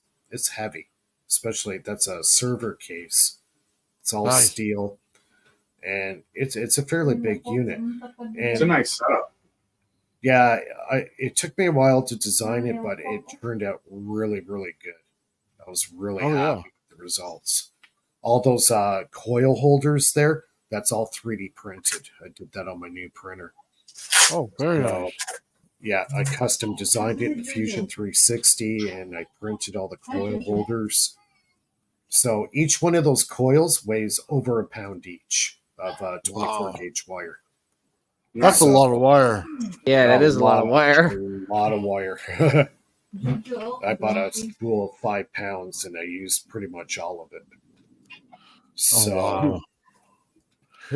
You're in the wire pound club. Yeah. Well, it's energy to mass. That's what Joseph Newman talks about. And that's another big component of why the reactance does what it does and preserves the battery, because of the size of the coils. Mm-hmm. So the wheel itself is 12 inches in diameter. So just to kind of give you an idea how big it is. Is there a lot of weight to that center, or is it pretty light? The wheel, I would say, weighs about a pound and a half. Okay, that's not too bad. Yeah, about a pound and a half, I would say. It's pretty beefy. And I believe it's got 9 magnets on it. Yeah, 9 or 10 magnets around it. So you showed 19 volts. Did it get up past that? Were you able to push it up in the 20s? Yeah, you can. I actually got a high voltage, a little board. You know, you can. I've had it as high as 250 volts. Oh wow! But a very small current. Yeah. But so the idea is to dump that into a very large capacitor bank, and then you can store that and then dump it back into your drive batteries, and just trickle charge the battery as it's running the system. But what's also kind of cool too, because I'm drawing such a little current, if I shut the motor off for a couple hours, the batteries restore themselves. They're lead acid. They have a recharging capability. They re-gauge themselves. I turn the thing back on. The batteries are back up to 50 volts. Nice. I'm back to where I started. So you use so little on your trigger that it really doesn't make a lick of difference when it comes to your batteries. Your recoup is probably more than your trigger cost, actually. Exactly. Yeah. Mm-hmm. Exactly. The battery doesn't even notice a load. Yeah. I'm taking so little off it. I have that same issue. So, but it's if you get it right at the beginning of your circuit, right from the battery right to that trigger, if you get it to a low current, you're going to win the game. Yep. Absolutely. So it starts right at the beginning. I'm going to have to build one of these after I'm done winding wire and stuff and finishing out my other stuff. I'm building a new coil. I've been saving up. This is silver wire, and this is 24 karat gold. Oh, nice. Wow. You got gold, 24 karat gold wire for a coil. And silver. Yeah. Wow. Very nice. That's awesome. So I'm building something new. You'll see in the very near future. Nice. I just wanted to show that. The evil Awesome side. job. Awesome job, Mike. I'm telling you, you're there, buddy. Yeah, you just have to learn reactive power, man. It can do wonders for your system. Yep. Do wonders. And I think that is one of your best shots of getting over Unity. If you can master the reactants, yeah. So did you put out a schematic for this device? Yeah, I do have it on my Patreon. I've done, I think, 2 revisions of it. So anybody who's my Patreon, they can go on and download it and utilize it, use it. Nice. I use the automotive car relay. They're like $5 at Canadian Tire. You could probably get it at UAP or Princess Auto or places like that. And that's the switch I use. Those little single throw switches. They're amazing. And Nice. I've actually take the armature that opens and closes. I've actually bent it slightly forward, so the throw is shorter now. So as it's going, it could actually trigger faster. That actually helps create the reactants in it. Nice. And it's reliable. Like I've run that thing for like hours, hundreds, thousands of hours. You know. Yeah. And it just keeps going. I've Well, actually I've Go dead ahead. shorted the thing probably 20 or 30 times. It keeps going. It's rock solid. Huh. These kind of things you have to run for quite a while to actually see what they do. They don't really reveal their secrets sometimes right away. Yeah, they're definitely reliable. Yeah. That's for sure. The best $5 I ever spent. Nice. Right on. Bernie's here too. What's up, Good Bernie? day. Just Hey, popping Bernie. in quick before I gotta start another stream over with Certus, but enjoying hearing all your guys' works and updates. Just constantly building. I love it. Never stops. Never The way stop. it should be. Mm-hmm. Till we're up in the sky and we got platforms that could be put in every city in case of earthquakes, floods, and natural disasters, we ain't stopping. Every city should have a platform that floats. If you know Until what the good work is done. Until the good work is done. Yep. I wanted to ask you, Mike, you ever use one of these? It's a solid state relay. Yeah, I've used them. I blow the crap out of them. Fair enough. That's why I wanted to ask. No, if you do it with the right one, like if you go to a lower voltage, like I've used ones that are like 20 amp and I still blow them up. They Yeah, just this can't- one's, I think, 200 amp. 100 amp, this one. Yeah. But yeah, if you're blowing them, man, I don't know. I haven't tried it yet. I just got it. So, And I think that's where the mechanical switch is, is better, is because it can that spark, handle eh? it can well, that's the reactants, right? yeah. Getting a very sharp spike of reactive power there, that potential that makes havoc on your transistors and MOSFETs and whatever semiconductor you want to use. It just blows the snot out of them. Yeah, I had to stop using physical relays for that. I was actually using 220 relays out of a furnace for a while. Yeah. And you get some interesting effects. Yeah, but it's kind of interesting too, because like Tesla, he pretty much invented the the spark gap, right? Yeah. And I'm really wondering now that he probably used it for a reason. Like if he had something to compare with, say back in those days they had like say a MOSFET or a transistor, I would almost guarantee you, I would put money on it, he would go back to the spark gap switch. Yeah, because your transistors, they're great for low voltage systems. But what we're trying to do, I've used every transistor under the sun, including like horizontal deflection transistors, which are 1600 volts and 20 amps. And I blow those all the time. In fact, I just ran out of my last one. So, But I think the point is, I think that's where the the energy from the vacuum is coming into. That it's the Spark. orifice being created, the spark. That's where the excess energy from the environment is coming into the system. yeah, I really believe that's the orifice In he the- creates with the spark gap. Mhm. and that's Didn't part Tom of Bearden say it's being destroyed too at the same time in most systems? in most. Yeah, well, they use, like I said, I use the instabilities in my system, but what you're talking about, Ben, it's called an instability, and they ground it out. They do everything they can. Oh, they to ground it out. That's what Yeah. they just Yeah. okay, they feed it out of the system like that. So what I was about to say prior to that was when you're talking about spark, that or filter. yeah, cap to ground. You're breaking up a little bit, Mike. But when you were talking about the spark, it's actually part of the theory on the way my coil works, because there's such a very close proximity to both lines of copper interfering with each other constructively. It creates like a low-level plasma you don't see, and that actually gets into the atmosphere and pulls the energy in, as well as, well, That makes sense. there's a few effects going on that have to be explained. But This that is- that aligns with my theories as well.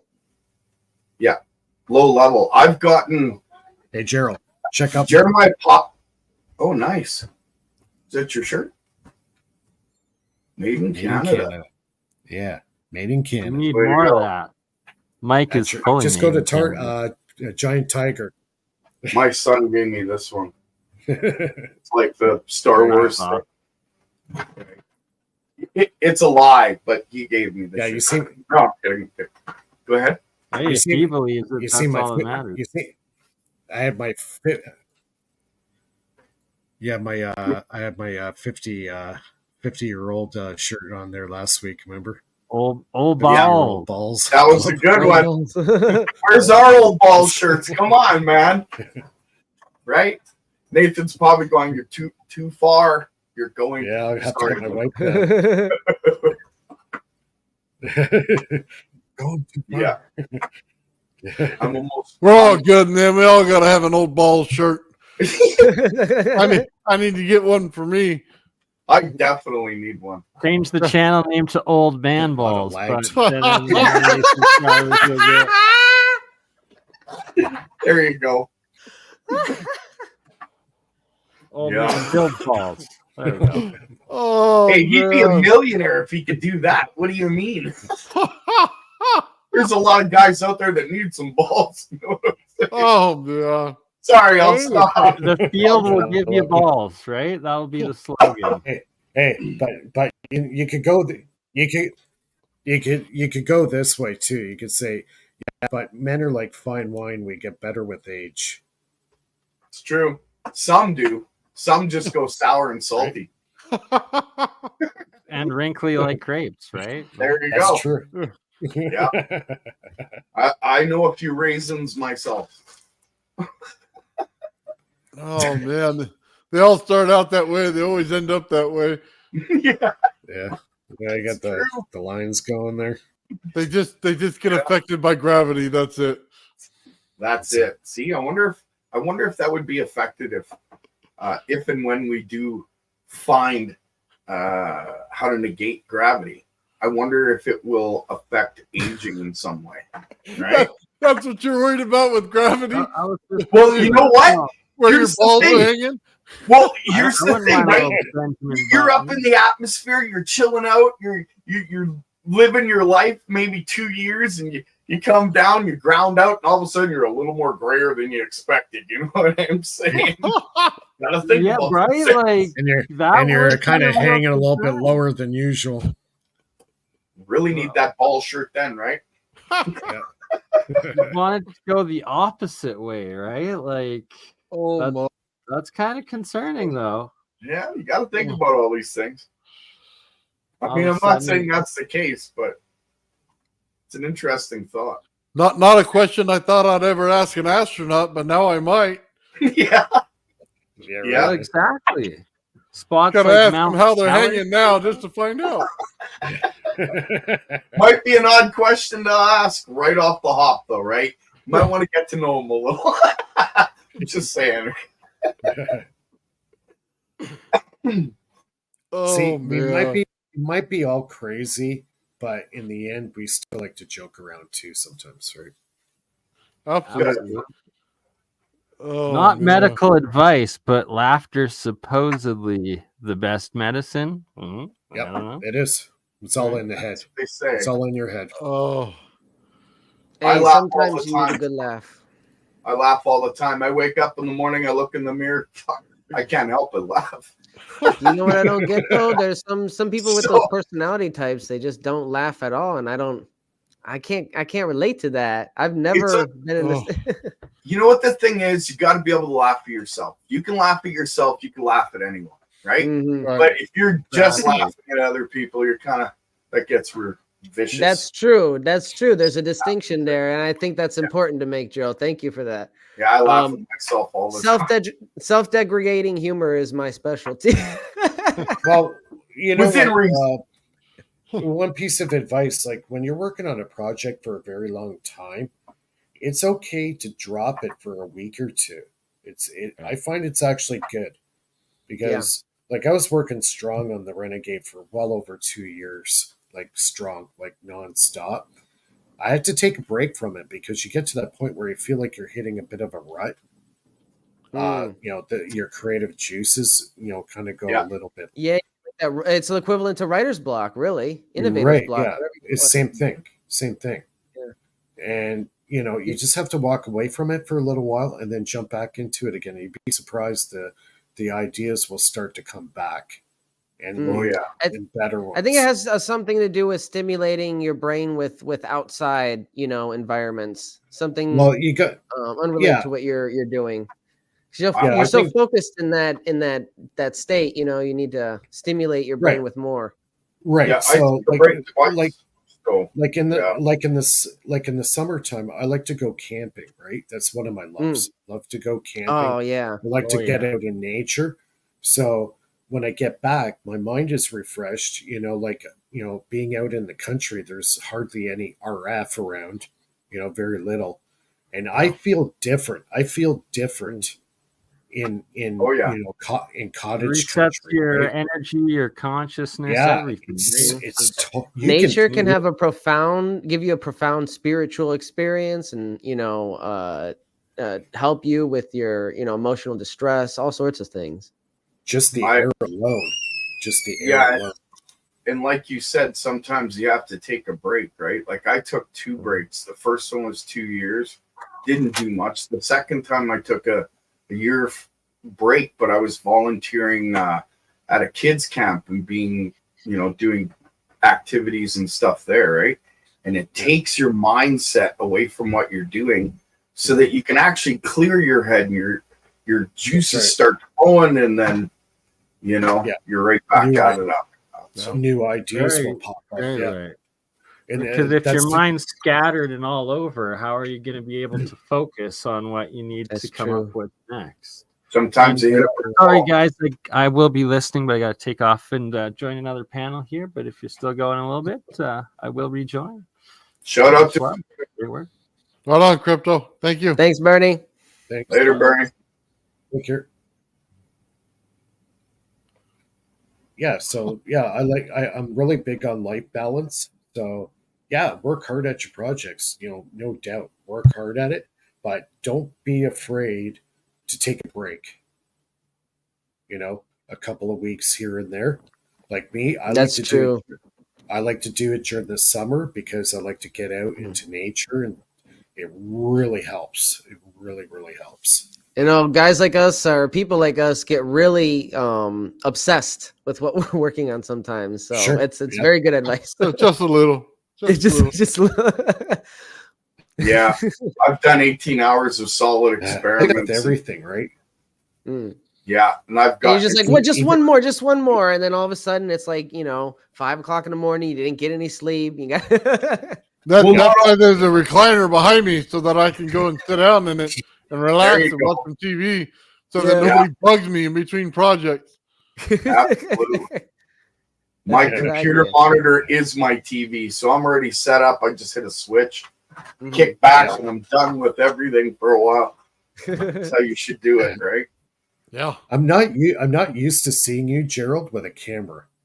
Right? Because for the longest time he only did it with a mic, right? Yeah. Yeah, he I was like that. That's how he- mysterious. That's- It was very mysterious. Yeah, we Yeah, always saw he the was like- lion's head.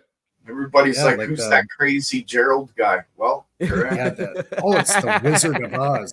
The Wizard of Oz. The guy behind the Behind- curtain. Right? Yeah. You just wait. I got some stuff coming up that may make you think I'm the Wizard of Oz, but I'm very far from it. And I'll teach everybody my tricks. Hey, So Hey, if you yeah. start making your neighbors like plates and chairs flipping over, then I know you've done it. you kidding? The neighborhood I'm in, I'll be lucky if my neighbors even have chairs and plates. I could just see him like trying to levitate something on his desk, and then like it cuts to like his neighbor, and he's like, "Dang it, nothing's happening." His neighbor's got stuff flying around, and it cuts back to him. He's like, "Why isn't anything happening?" It's funny. I can't do certain experiments in the house because at certain frequencies, my cats on the third floor, all their hair starts to rise and stand up. Nothing's going on down here. But on the third floor, cats look like they're in a freaking vacuum cleaner and they're freaking out, right? So, yeah, there's certain experiments I can't do in my house. Oh, man. Yeah, this stuff's awesome. This tech is awesome. It's just it's a little bit, you got to know what you're doing. You don't want to be just playing around. Yeah, I think. Hey, oh, do you need to fluff your kitty? You know, Gerald's house. Yeah.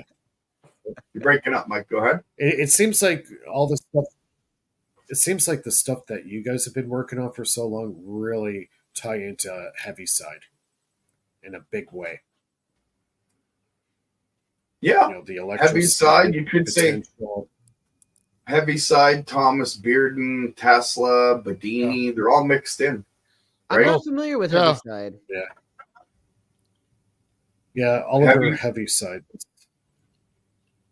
Yeah, he was the guy that kind of made a universe in a jar. Wow. The A Star universe. Wars? Universe inside of a 1,000-watt glass bulb. Light bulb. My Yeah. understanding. Yeah. He was And a Eric heavy. Baller did the same. Yeah. It had to do with television. He was Oh no, you're correct me talking if I'm about wrong, but I believe he had something to do with creating the tube television, or he had something to do with that. I could be wrong. Hmm. Yeah. But yeah, he was. the guy, I'm trying to remember the name of the guy that invented Farnsworth, Taylor Farnsworth.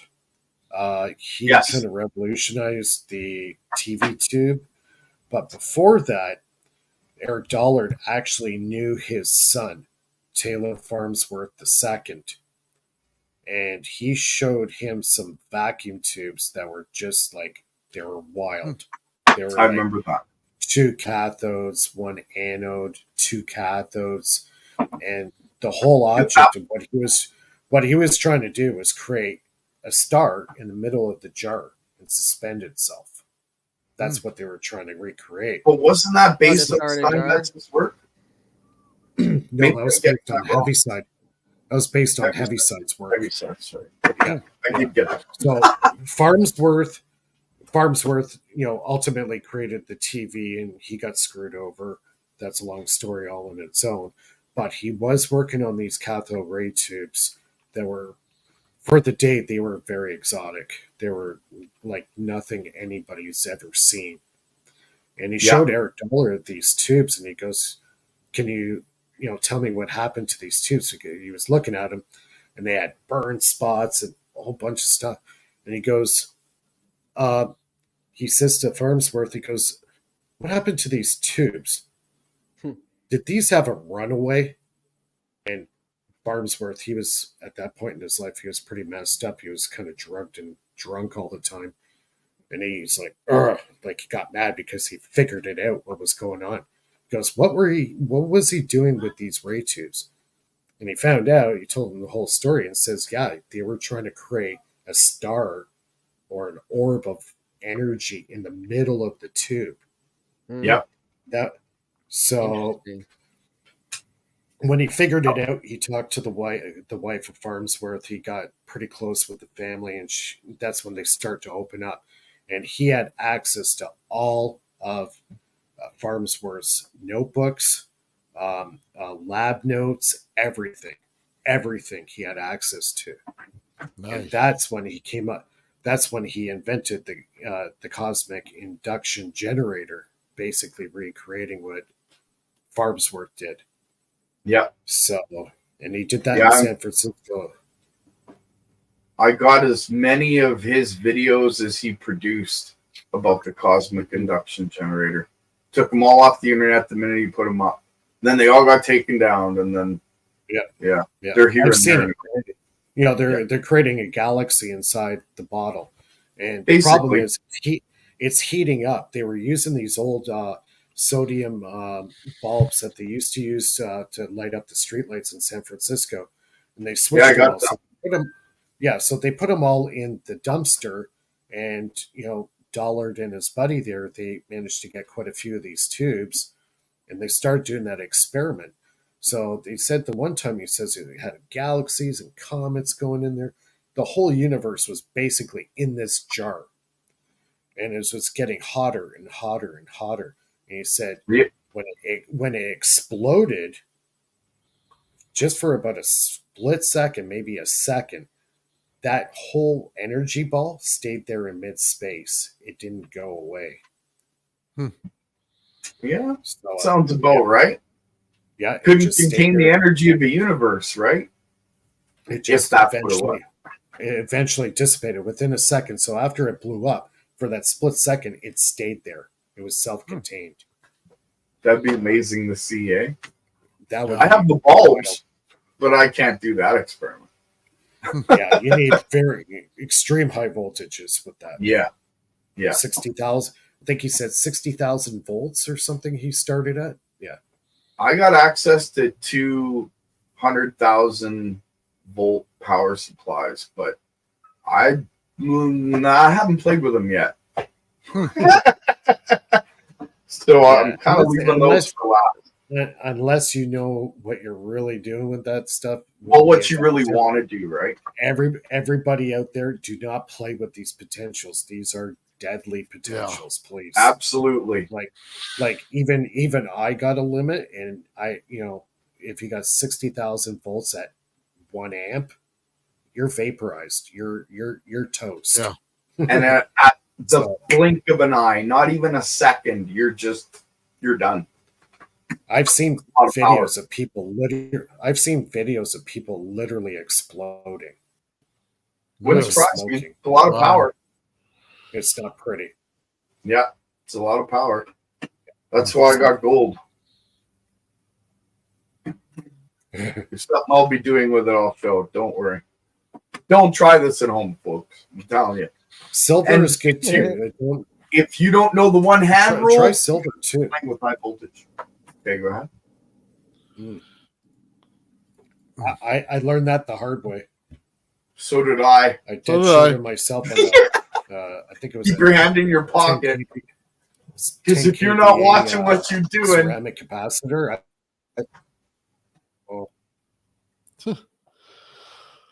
Yep. We'll play the pocket pool rule, and you'll be okay. Yeah. Yeah, we could. You'll be alive the next day, that's for sure. Yeah, exactly. It hit me like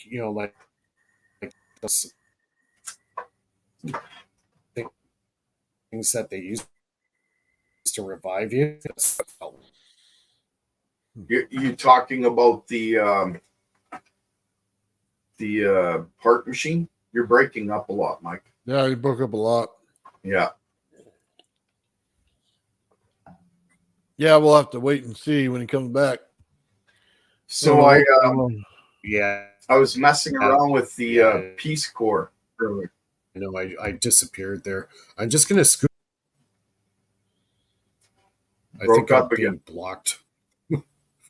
Ooh, that sucks. Yeah, something weird's going with my internet too. Like it's working, but certain pages aren't loading for me. Oh, It's yeah. really I haven't experienced anything like it since I've had this See, new internet when you service. get over the target, you start messing with you. Hey, I you thought guys this leave stuff my only internet happened. alone. I thought this stuff only happened when Gerald and I talk in private. I got soap operas to watch, guys. Come on, stop screwing with me now. I got a video of this new configuration on the Peace Corps transformer. I actually don't use one coil, I use two. And I'm pulsing the primary on the first coil and the secondary on the second coil. But if you don't pulse it in the right direction, nothing happens. So it literally shows the effects where there's a vortex up top and a vortex down below, and it slams into each other, and then all the meters' power goes up. That's If cool. you hold on, if you put the thing in backwards, they cancel each other out and you get nothing. Yep. Yeah. All right. I'm gonna have to rewire this. Do you want to see the video? Yeah, let's do it. Yeah, let's Wait, check it give me a out. sec here. Yeah, Sean was begging for a demo earlier. Oh, I got the video queued up for the car. Just show the motor. Hang on. Mm. That's what you're messing with today. Yeah, here I'll just show it really quick. Oh, wait, what's this one? Oh yeah, here's the demo. I'll show the car after. So let's see if I can get this presentation thing going like I did before. Let's see, present, share screen.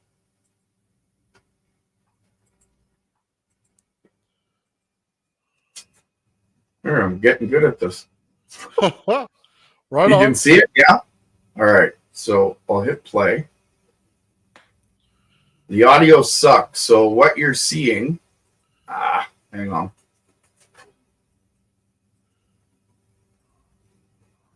I'm trying to get it at a good spot where you see the transformer. We're gonna have to get you a tripod to sit this thing on. Right? It's going to show the neon blinking, but it doesn't show the meters in the background very well. I don't know if you can see that. Okay, so that's the first meter, the second meter, and the third meter. Got it. And then when I hit the button, see, I'm moving it way too much. I apologize. I was basically just trying to show that I'm pulsing the neon into the battery. Okay. I think I have the wrong video to show you here. That would figure. Yeah, give me a sec. Sorry, guys. It's been a long day for me. Sounds like it. Yeah. Yeah. Yeah, everybody was looking forward to your presentation on your circuits there, Gerald. That's my bad. Okay, so what am I showing here? All right, now I'll try this again. I'm not sure if this is the right video. I think it is. Of course, it's not showing it. I'm not as good at this as I thought, darn it. Oh man. Well, you get it. It'll be on there in a minute. All right, so maybe I got it this time.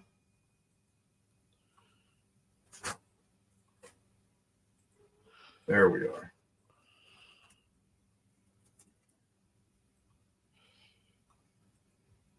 All right, this is the Great. one. So, yeah, so as you can see, can you see my mouse? I can see your two small coils in there, and I can see all the ferrite cores with the coils. Yeah, so there's 3 legs of ferrite cores, and then there's 2 vortex coils, and the pulsing is inverted. So like I said before, I'm pulsing the primary of the top one and the secondary of the bottom one. But if I switch the pulse rate in either coil in either way, they cancel each other out. You could see on the meter right now 86 volts, 36 volts, and the other one reads 12.10. So that's just the first signal being pulsed. The second signal will show up as soon as I hit the button, I hope. Okay, so what you saw was the neon flash. The meter over in the left-hand corner is at 124 volts. The middle one's at 48 volts. And the one where the battery is at 12.10. Huh. So, let's see. Hit it again. Well, the kittens are awake.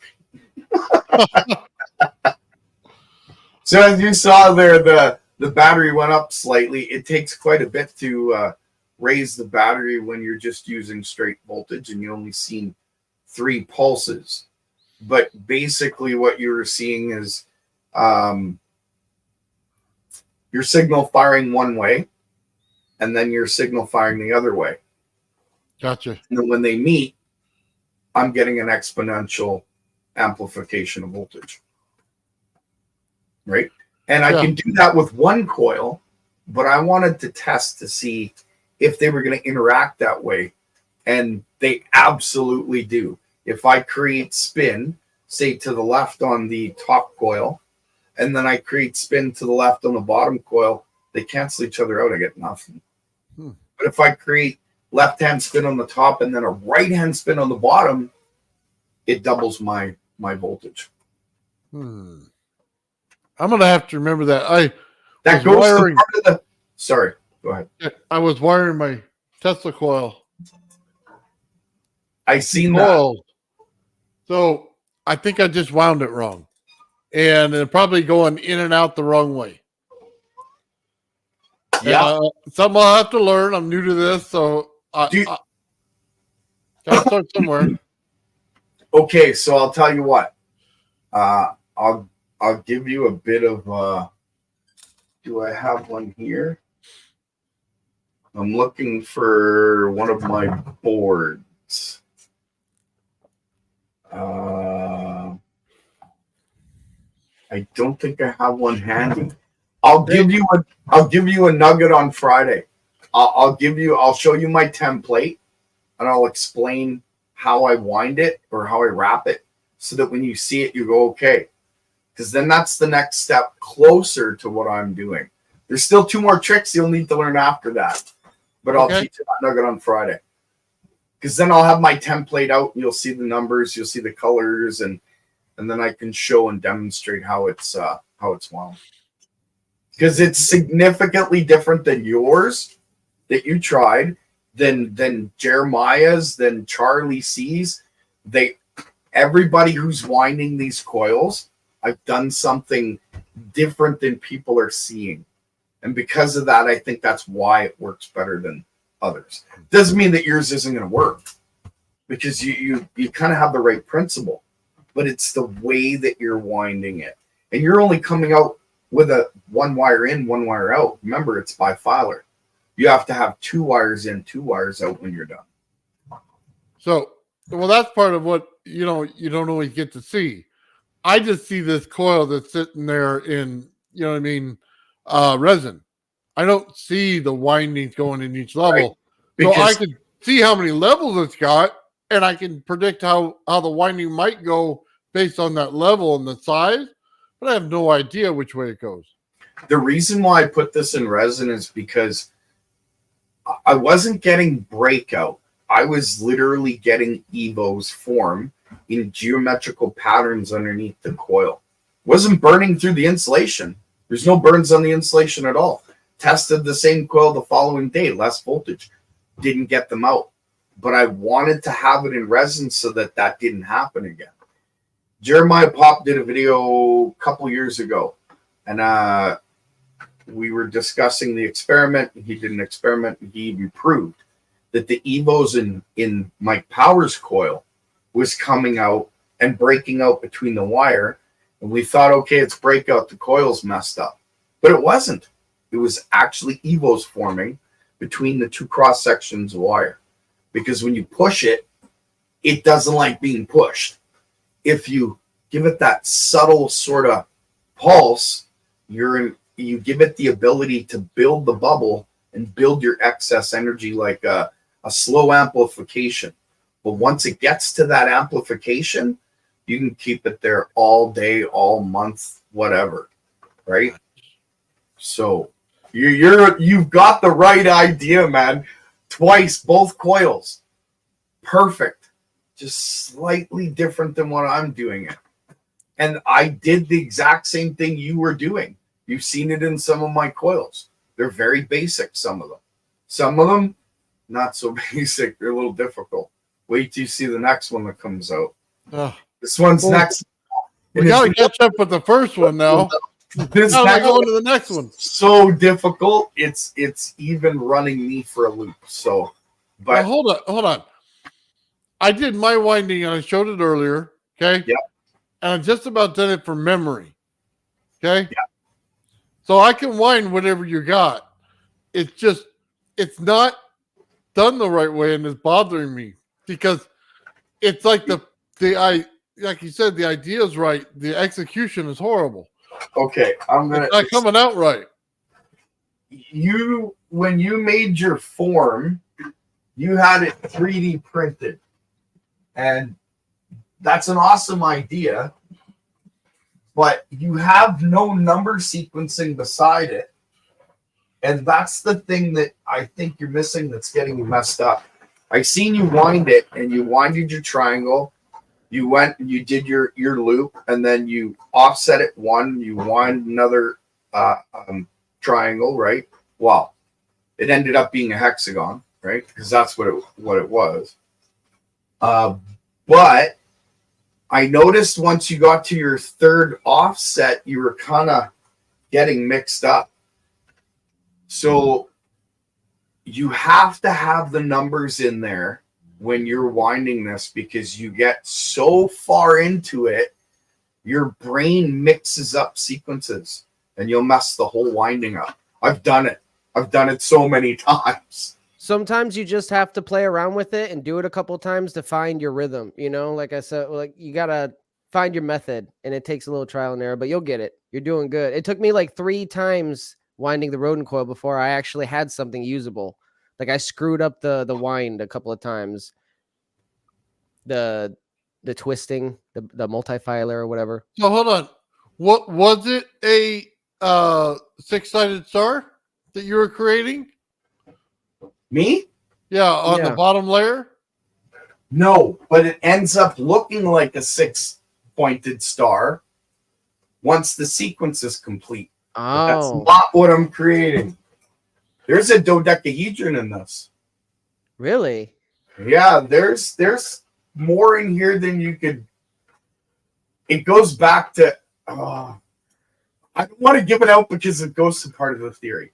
But I've been studying stuff like the flower of life, Mandalas from India. I was reading the Vedic text for like 3 years. I got heavy into the old ancient religions and philosophies, and they all are interlinked. Now, mind you, that was all after I got inspired by the dream, but still, it's all interconnected. With how much you know and your body of knowledge. That all makes sense. You studied the Sanskrit. That's something that I haven't even delved into yet. I did this wrong, but I did it right. Yeah, I even studied the Kama Sutra. Okay, so I kind of compressed the numbers a little bit, but I'm going to try and give you the gist. Hey, you want to turn that board a little bit so we can see it a little better? I will, but I got to draw them out first. Okay.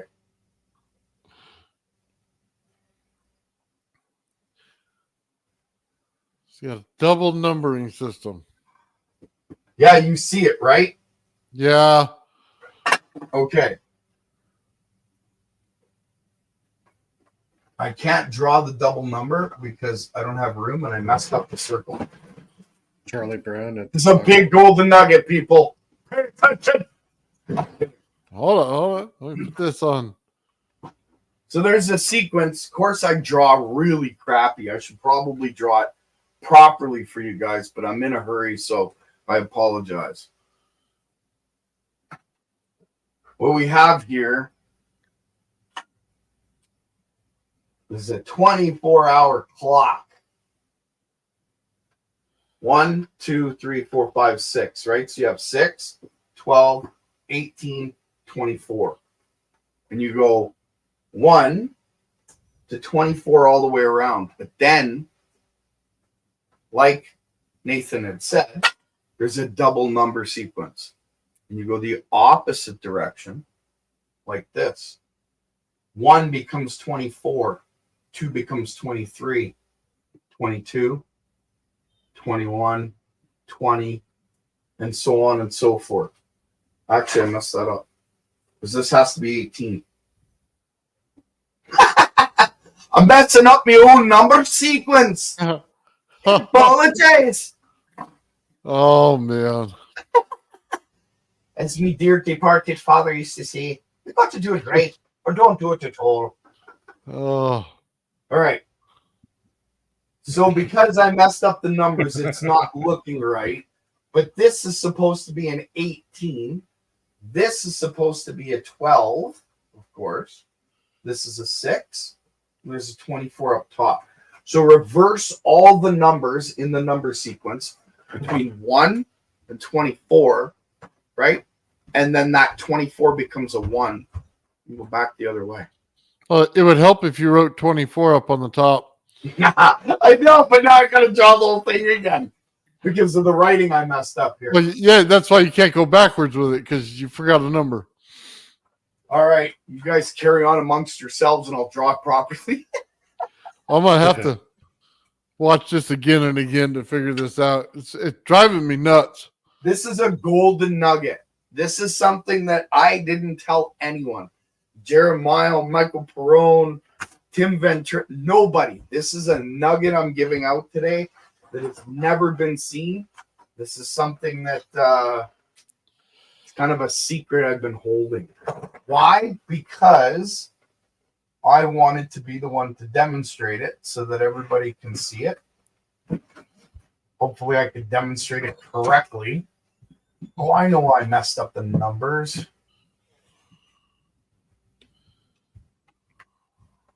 Right.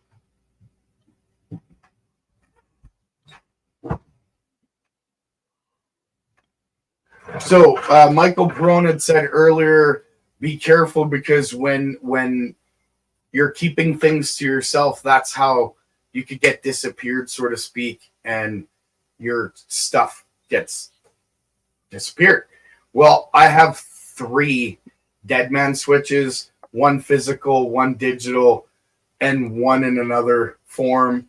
So something happens to me, it's getting out to the public no matter what. And I've said it multiple times, I would never commit suicide. It's not my belief system. So if someone's coming to get my info, they actually have to get into my house. Good luck with that.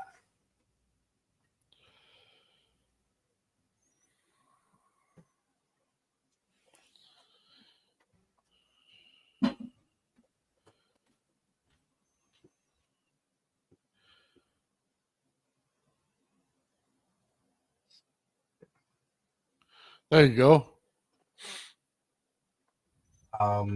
So that makes this 23. Yeah, that would make that 23 because the 24 is still going to be there. This is going to be 18. 12 stays the same. This is 6. And you follow this sequence, right? So hold on. So is the first wrapping all one way and then reversed? That's something I'm going to let you figure out till Friday. Oh, come on now. Sorry, just kidding. I had to do that. No, it isn't like that. it's like this, okay? Golden nugget, everybody. So you would wind, let's say,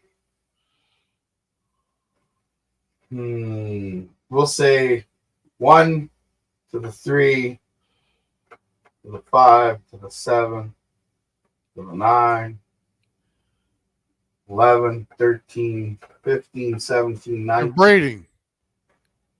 Okay, wait. Because I did the sequence like that, I now have to go to the 1, to the 3, to the 5, 17, 15, 13.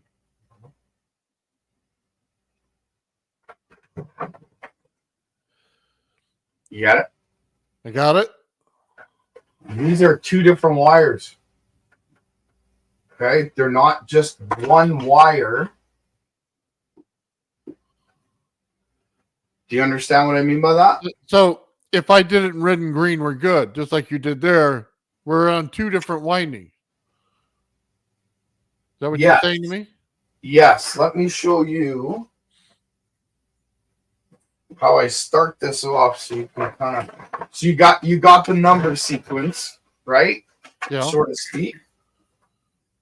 But what I'll do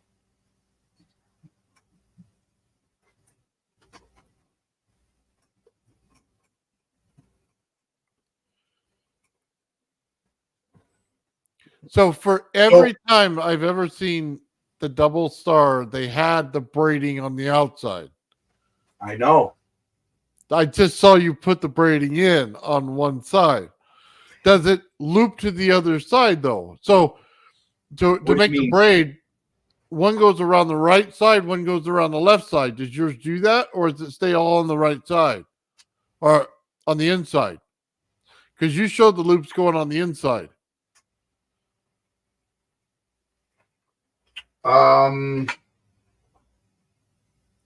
Goes on the inside. Okay. Okay. So I had that part right. All right. So let's say your numbers are here.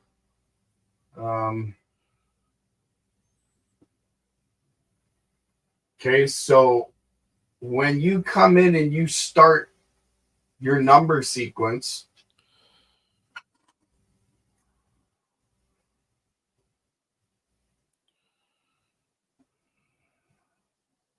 let's say this is your copper, okay? Your red's your copper.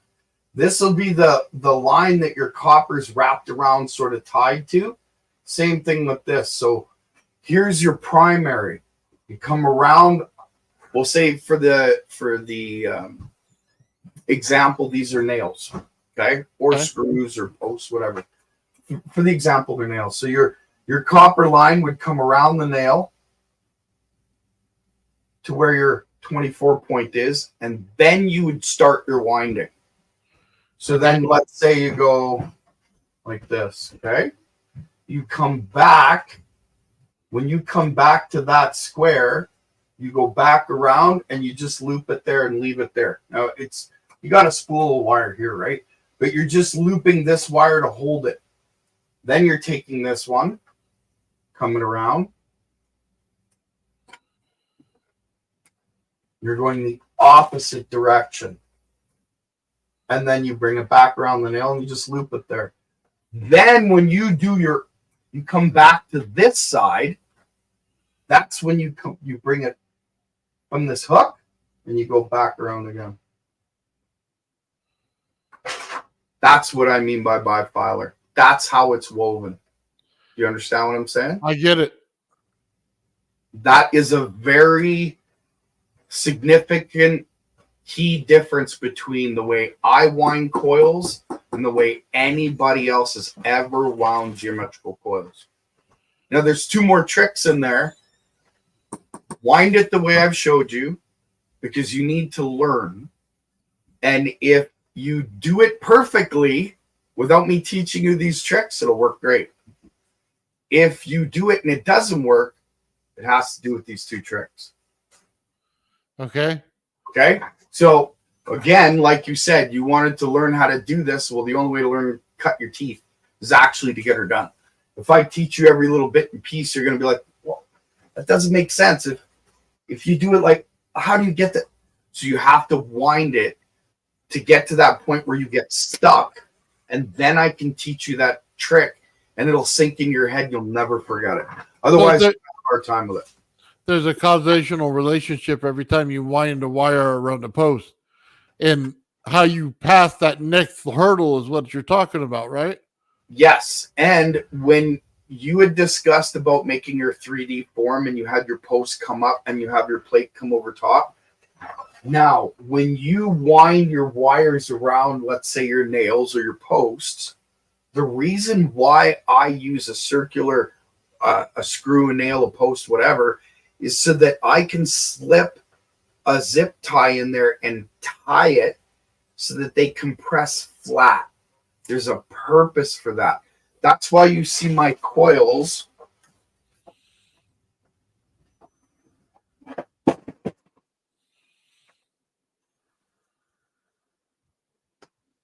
Sorry, taboo to go off camera. I do all the taboos. That's why you see my coils. They have the zip ties around, but they're pulled and compressed. Okay? And that forms part of the field. It actually allows the field to show anomalies. Okay? Does that make sense? Okay, so you said imagine the flow, and now you're pinching the corners, so you're getting a flow. Yes, and I'm using the pinch in the flow for magnification purposes. That's how I get dichotron instability. That's how the skin effect comes into play. There's a bunch of different things that happen because you wind it like this, and they wouldn't happen otherwise. And it's wound 180 degrees out of phase, bringing in that resonance the second you hammer it. Why? Because it's 180 degrees out of phase just by the very design that it is. So there you go, guys. You're not going a different direction. You're just going two different wires. Is that what I saw earlier? Yes, but they interweave upon every different number sequence, locking themselves in and forming the compressed field. Remember, energy doesn't flow in the wire. When you're using this stuff, it flows around the wire. Right? All right. So because of that, you're able to compress that plasma within those fields. Nice. Okay. Now, so big nugget. There you go. Now everybody can build them. You don't need me anymore. I'm just kidding. That's not true. Yeah, we're all gonna get overlapping of fields. I'll teach a class on this. That's why I built so many. I'm at 178 now, and when this is done, I'm going to be at 179. I'm shooting for 300. We'll see.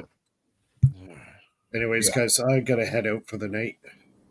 Myke, thank you for stopping by. I really appreciate it. Yeah, thank you. Yeah, thanks. Yeah, thanks. Awesome work as usual, Myke. Awesome. Are you on this Friday? Yeah, we're doing Friday night as usual, 9:00 Eastern, right at Faraday Research, and I'll send my invites out before the show, and hope you guys can jump on. I should have my new stereo amp by then, so hopefully I'll be up and running the demo. Very good. That sounded fun your first, Ben, the way you said it. I'm sorry. Yeah, we'll be there, Myke. And later, Myke. Myke, Where's the catch my throat? Friday on some tree power to share, but we'll talk Friday. Okay, sounds good. See you. Much love. See you later, Myke. I was supposed to show off that experiment between the barn and the tree, right? Yeah. Couldn't get out there because I got a call. I was halfway on my way out there when I got a call for the car and the breaking down. Let me show you the motor. You got to see this. Is that okay? Let's take a look. This is funny. She apparently was at a red light and all she heard was bang. And then everything stopped. And she couldn't move and she didn't know what was going on. Oh, did you throw the rod? No, actually, she broke a motor mount. Really? Just one of those weird kind of off the wall things that happen. And it stopped the motor? Not the motor, but the whole motor shifted because of it. Right. But did it? You said everything died, so did it stop the motor at Well, all? you know what happened is when the motor shifted, the air filter system came off, and the whole motor moved, so it just shut the motor down. The wild part is nothing broke, not even the fan shroud, nothing. It's all perfect. Wow. It just shifted and shut off. But look at the shift, though. I don't know if you can see it. The whole That's motor's crazy to the lucky. left and forward. Wow. Yeah. We pulled out the battery box to see if we can get in there, but as you can see, it's like You're we're gonna have to use a come along cherry or picker? to get it done. Yeah. So let me tell you, Gerald, I had an old Chevy, okay? And we basically took baling wire and reattached a motor mount on one side of it because it would literally, as you hit the gas, go like this. Yeah. This is back in the day when you had no money and you first started out. So I took a 350 Chevrolet and I took some baling wire and I rehooked a motor mount in there to get home. Nice. You do what you gotta do, right? That's right. Yeah. Yeah. My dad had an old police interceptor that he managed to buy at an auction, and it had a 454 under the hood with a 4-barrel carb. Nice. And there was a motor mount that was ready to go, but it didn't go. And when he would step on this thing, the tires would light up and the whole thing would go, and you could feel the car turn. Yeah. One day he thought he was really good, and he hammered it in the back alley. All you hear is, and then it was done. And what happened is the motor was so strong it twisted the frame, and it blew the drive shaft right out. It just hit the ground and skidded off into the fence. And Nice. it happens when you got that much power, right? That's one of the biggest motors out there. So interesting stuff. I've dropped more than one drive shaft in a car. So Yeah. Tell you what, before I was 21 years old, I've had 18 classic cars. They weren't necessarily classic back then, but we're talking 71 Camaro, 72, 73. You know what I mean? Yeah. Any kind of Nova. I've had 6 Novas so far, all in the 1969 to 72. Okay. El Caminos, old Chevy trucks, everything. I used to take them in a 2,500 square foot building we had in the backyard, and it was a big metal building. And I used to rebuild them, take them apart, put them together, take everything completely apart from this whole thing, clean it, put it back together. I never wrote down anything, never marked anything, just did it.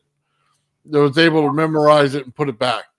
And man, there's some beautiful cars in there, man. I ripped up and down the streets and every single thing I could find. Yep. Yep. I love old cars. There's Young man builds. Yeah, there you go. That's right. Wheels the tires. Hey, The prequel. once I figure it out, it's game over. I figured it out forever. That's it. You want to hear more about those stories of his young man build days? Hit that subscribe button. Yeah. Don't forget to like. I'm just kidding. Oh yeah. There's I can't remember his YouTube name, but I love the way he says it. You gotta smash that like button, smash it hard. It's hilarious the way he does it. I don't do it right. I don't give it justice. It's Gerald? okay. You could do it in your irate Irishman voice. Your drawings, I swear, man. Every time. Oh, you would howl. I had a circuit up here earlier. Yeah, you know what? I should probably wipe this out. It kind of looks like a cervix. I shouldn't say that, but sorry. I had a drawing up here earlier, a schematic. Man, I drew it. It was like the perfect circuit. I'm testing it right now, and I come back in the room after testing it. I looked and I went, "Oh man, I should take a picture of that. Nathan's gonna howl." Again, it was the same thing, man. I don't know why. Maybe it's just something on my mind. You can't, like you being- can't draw a circuit without having to do with some kind of a body part. Every Well, circuit he draws. You know what I It's had? like- I had 2 coils, right? And then I had the circuits go, and you know what I'm saying? And it was just bad. It was bad. Oh, It's like being in the conference room when Jeff Bezos was pitching the rocket. I should not be a drawer. That's just the way it is. Sorry, guys. I'm not, I'm of no illusion. Oh my, that's so funny. Dude, he's so proud of it too. It was so funny. Oh, yeah. There comes this little notebook and he's showing you this drawing, right? Look at this. It was so cool. I did this. And then you're like, well, Gerald, that's a pair of, I go, what'd you draw in the middle there? And then it was like, it's just a circuit, Nathan. It's just a circuit. Yeah. Well, it didn't look like one, I'll tell you. Maybe that's why your circuits work so well. They're all producing There you something. go. Yeah, they're based on something, all right. Oh my man. Only this group. I tell you that right now. Gotta have fun with life, man. It's too short. Oh. Yeah. So Gerald, now I'm gonna have to learn your circuits because once I get these things wound right, then they'll flow right. So I'm gonna have to learn which ones you're doing. So I'm gonna have to go back to last week and kind of look at what you were putting up. Well, the book that I'm writing has I don't have all of them in it. I think I have something like 60 different number configurations for the coils that I've made. Okay. But in my binders, I have all the rest. So once I get the book finished, they should all be in there. And if not, maybe I'll put out a second book later on. But you'll be able to build everything I've built. I'm not holding anything back. You know what I mean? What's the point? Yeah. I could be dead tomorrow. I could be dead in 20 years. Who knows? Let's not take the risk. I think I got to start at hold square it. one. I got to get frequency in there and then pull a load on the other side. And I'm at the point now where I can start it with a frequency and shut the function generator off. And you don't even need it. Yeah. Yeah. It just keeps on resonating with itself. Yeah. That's cool. Crazy stuff going on, man. master of his craft right there. That's for sure. The Lord of the Rings himself. I never considered myself an expert, and Ian was the one that brought up the or was it Sean? I think it was Sean that brought up the explanation of an expert, saying that you need 10,000 hours. Mhm. I'm way over 10,000 hours on working with these coils. Way over. 2007 was the first He's one. in legendary class, ladies Yeah. and Well, I don't know about that. Till they're flying. If I can make them fly, it'd be legendary, right? I want his loot crate. We're not there yet. So, but one day, very soon, right, Nathan? That's right. Very soon. We're both Right. going to do it on the same day. I think we're I think we're about one more avenue short of where we need to be. And I have a person who's really good at it. And it's about taking your fields and getting the opposite reaction out of it when it comes to something that turns out to be high voltage. And it's all about changing the charge aspect of it. And he's really good at it. So he builds lifters that carry weight, and he understands that, you know what I mean, how to do it without ion wind. And that's amazing. Yeah, that's what we want. Yeah. So we have Ben's guys coming on next week. And then after that, I think we're going to have my guy come on. And they call him the Black Tony Stark. So Nice. he's awesome, man. He's one of us, trust me. But I think it's going to help out our cause a lot to figure out a little bit more of where we need to go. Yeah, 'Cause we everybody have has a all the little piece power. of the puzzle. Everybody has a little piece of the puzzle. And I'm seeing like we're learning every time we have a new guest on a little something more. That's exactly it. Absolutely. Everybody has a piece of the puzzle, right? And once we get all those pieces together, do you remember the video I showed you with the aluminum covering that small coil? Yeah. We're going to have something to show on Friday, I think. Oh, nice. Yeah, because it definitely contains electrostatic charge. Huh. And I'm seeing some crazy stuff, so we'll show it on Friday. If the universe had a real Avengers team, this would be it. Yeah. Or at least a precursor to it. Yeah, for sure. We're getting there. We got a few more pieces to put in, that's for sure. Yeah. And then one of the biggest pieces is getting everybody in the same room to talk. It's, you know what? It's really too bad we can't talk about that one subject that would get us kicked. Yeah. You know what I mean? Because I've done extensive research on that and how it connects to this tech. We might be able to on other platforms, though, so we can look into having, specific discussions. Other platforms are having their cojones stepped on now. Yeah. Right? Like, how's Rumble looking? Because I know that they're a little less strict, but their whole thing is like, we're not gonna censor you like YouTube. Well, that's true. We'll have to maybe just put it behind the paywall or something, but everybody can enjoy the content. Yeah, because that's a conversation that needs to happen. So yeah, it does. Yeah. No, that's a good idea too. Yeah, we'll discuss it.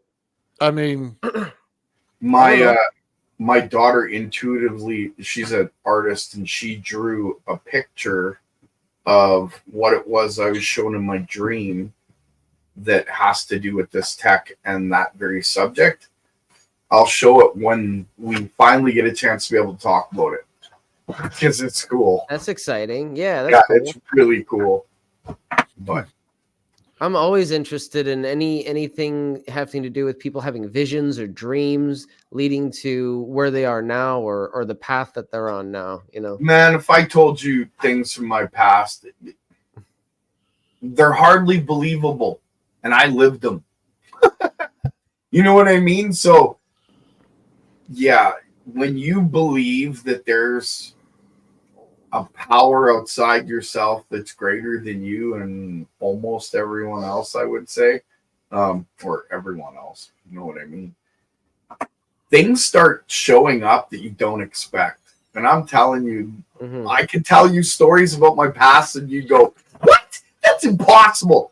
But there's witnesses. So, yeah. Dreams and visions, dude, I live them all the time. Well, once you start living right, then everything around you changes. Yep. Like, yeah, it's hard to describe. You just kind of have to feel it. It's everything you do ripples out into the universe. Yeah, but I mean, it's deeper than that. It's I don't know. Like, everybody around you is not who you really think they are, and something changes. You know what I mean? As you talk to people. Yep. But you gotta have a clean slate in your head. You can't bring all that stuff forward. You gotta let it go. Yep. And talking about this tech and where it's leading, it really sets some people off because their whole belief system is around what they own and the job that they have and the paper they wrote for the job that they have. Their ego is directly tied to that. And because they can't humble themselves thinking, you know what, I'm way more than just some stupid paper or some stupid job or the car I own or the house I own. You know what I mean? We're way more than that. And if people could think in that sense, I don't think we would try and be nasty to each other as we have in the past as a human race, right? Well, you know what I like to say, Gerald, let's lead by example. Let's do that. You should have seen me for the whole week before I wound this coil, right? I kept looking at it going, I shouldn't wind this coil. And that it was just telling me the wrong signals every time I did it. I didn't know why. It just would, right? I'm going, well, it doesn't look right. This isn't right. Every time I turned it, it wasn't turning right. Every time that I would go around the nails, as you would call them, right? It'd be wrong. Every time I tried to turn something, it would cross something. Okay, and it'd be wrong. I have wire on my floor in my garage here, okay, that I've literally wound hundreds of these things already with that wire. And I keep reusing it because it's not right. You know what I mean? Yeah. The math doesn't work out. So let's put it this way. I've not only done it, I've measured the wire, I've checked it out, I've seen exactly how much is in it, and I know exactly the numbers that go along with it, okay? And I know it's not right. So every time I look at it, I go, okay, we had an absolute failure going on here. You said it when you were doing the video. I was like, yeah, but you're just, you're so close. Right? No, because there was no outside coil form. Yeah. And I know what you mean. Yeah, it's not one of those things you can actually see it, but you know it's there. Yeah. You know what I mean? There's a form, and I've kept what I showed you guys tonight, I kept to the chest because wasn't going to tell anyone for a while, right? But I look at it like this. If somebody goes out, makes a system like this and patents it, makes it rich, good for you. As long as the tech gets out to people, don't shelve this crap, get it out there, right? And hey, you want to throw me a couple bucks? I love coffee. That's right. There you go. So, but I'd prefer, honestly, to get this tech out to everybody and then get paid to build the systems for people. Well, There's so many people could open businesses and it wouldn't make a lick of difference. We need to get 1 million businesses opened up doing this stuff. Yeah, and we could stimulate local economies. That would be a very good thing. I love it. I love small business ideas. I think one thing you may think about doing, and this is up to you, is just get people together and just wind one winding. You know what I mean? And then if everybody can figure it out, and we all do just a group thing, private thing, it doesn't have to be on air, and we'll just figure it out. And then you release it when you're ready. You know what I mean? Yeah. But then we release all of our coils at the same time and show the same experiment doing the same thing. You know what I mean? I do. David Chester's coil. research had recently reached the same conclusion. I had reached this conclusion years ago, but like I said, I keep stuff to myself a little bit, and I probably shouldn't have, but it doesn't make a lick of difference because when it comes to academia, even though I have respect for those that are in it, because they work hard in it, when you're putting out something for your peers to review, I'm not an academic.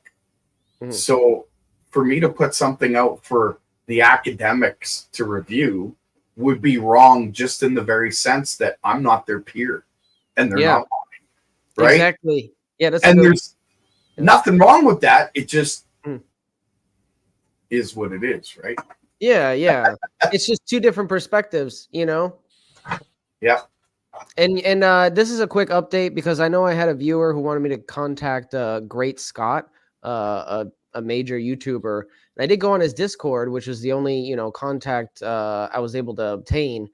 And I did share the rodent coil system. I was like, I got a rodent coil system working. I have a do-it-yourself guide. You guys can, try to debunk it if you want to. It's pretty cool. And this is like the fourth time this has happened. I just get laughed at. Fake science, blah, blah, blah. I mean, I tried. I knew it was going to happen, but I said the information is there. If you want it, it's there, and I'm not going to stick around. It's one thing if you want to ask me scientific questions, which was what I was excited for. Ask me the real questions, but don't just laugh at me and just say it's fake. That's what? Those that laugh and say it's fake don't have the guts or the brains to do it themselves, and that's why they laugh because they can't. Oh, I don't have the time. It's not worth it. Oh, I'm working on something else. My paper says, but my theory is, and it doesn't match yours. All that's a bunch of bullshit. We're only here to experiment and learn from that. And if you can do that, you've already won. Why? Because you learned something. These academics that sit there and they write their papers and they're like, my theory is correct. And if you don't have the right circumference of the right, I'm just messing around. Yeah. They don't like you. Well, fine, don't like me, but stay out of my shit. You know what I mean? Like, there's a lot of academics that will write papers, they'll denounce you, they'll laugh at you, but then they're sitting there watching, trying to steal your work, and then go write another paper about it, declaring it's theirs. So I don't take into account people that laugh at me. In fact, I love it. That's go true. ahead, laugh away. Prove me wrong, please. That's all I gotta say. Because if you prove me wrong, I'll be the first one to go, hey. Yeah, what if I made a mistake? Like, Didn't know it, you know? I'd like to know. You know how many people tell me I'm building Minecrafts wrong? Every day. Every day. Somebody's got to tell me a new way to build it. There was something I had to ask you, Nathan, because I seen on Apex website, you know, they had like little thumbnails at the bottom of their website, and one of them was like a team supposedly got the Grabaflyer to work. Do you know which guest that was or how to get in contact with them? Nope. There was rumor of it. Never saw any work. Never saw anyone. Nope. No, because I was wondering like if we could like get in contact with somebody who got it to work. I don't know.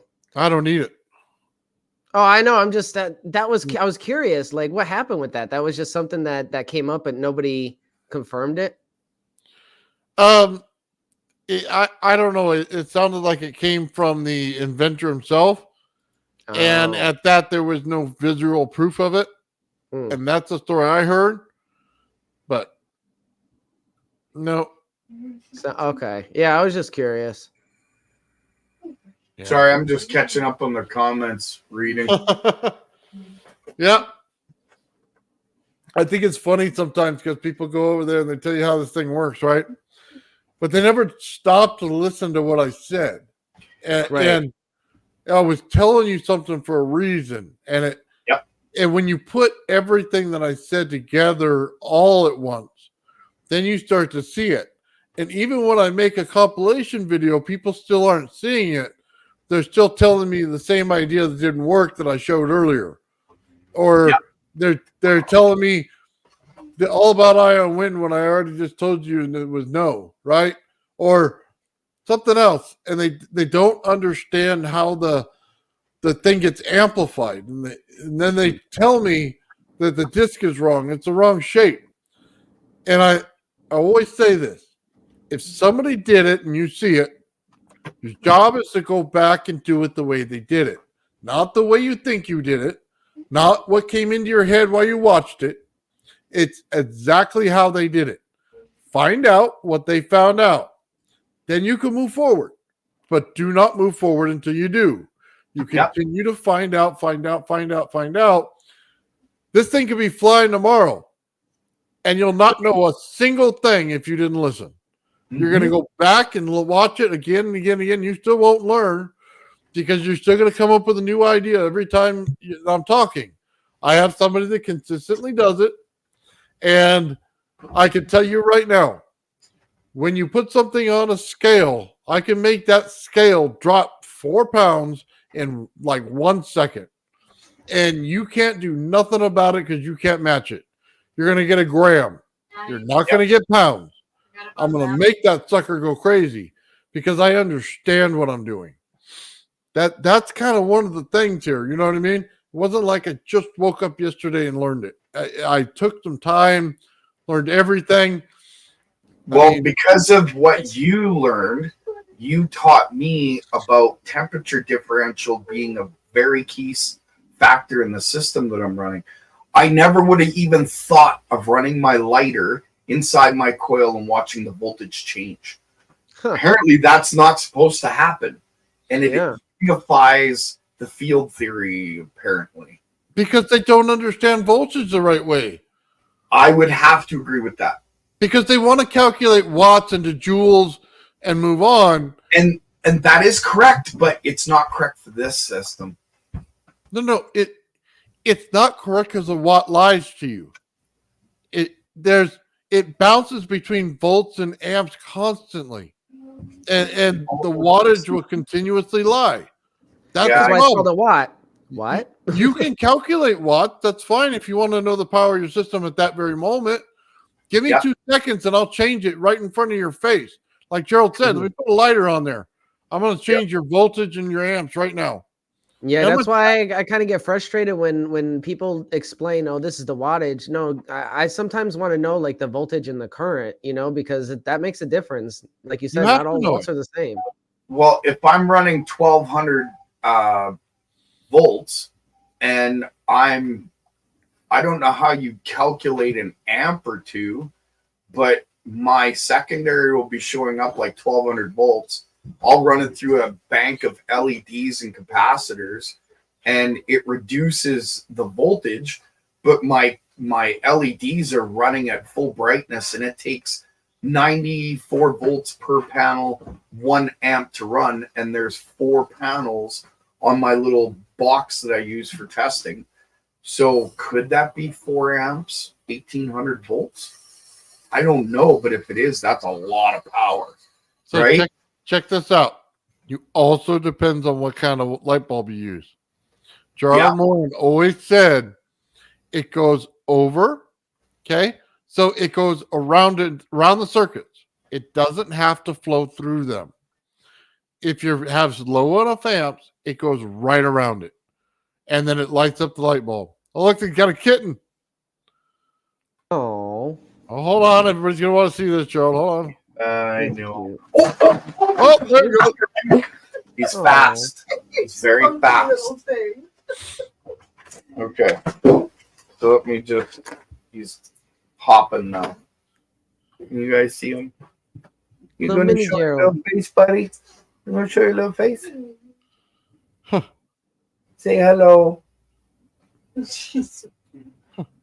We call him Rocket because I wanted him to show his face because his face, he looks a lot like Rocket. Like almost identical. It's hilarious. Nice. All right. Sorry about that, guys. I got to shut the camera for just a second. Yeah, not a problem. I got a cat that color, that dark gray. Yep. Yeah, I got one of the same color. It's so funny because we used to, like, when you go out of the room, you got to stop them from doing stuff, right? So that you can get out of the room. So you put the blanket over him, right? And then he pops out of the blanket. So you do it, and then now all he does is go hiding under the blanket. Like he tunnels under there and sits in the bed under the blanket every time. My cat does the same too. In fact, she'll meow if I open up the blanket because she wants to sit there and hide. Yeah, that's right. It's funny how that works, eh? Yeah. Sorry, the kittens are all kind of running around right now, so I'm trying to move things around and stuff. So I apologize about no camera here. Yeah, it's not a problem. Electromagnetic kitty. Now that would be funny. You can only imagine what kind of lives they're going to have with Gerald in there doing experiments and these little kittens not knowing any better. Yeah, watch them turn out to be 10 times the size as regular kittens. That might be a problem. Like Maine Coons. Yeah. He's got a bunch of little baby tigers there with him. A tiger? I'd love to have a tiger. Can't afford one, but I'd love to have one. Oh, you're going to have a bunch of them now, a whole litter of them. You keep doing experiments in there. I know. You got to be careful, right?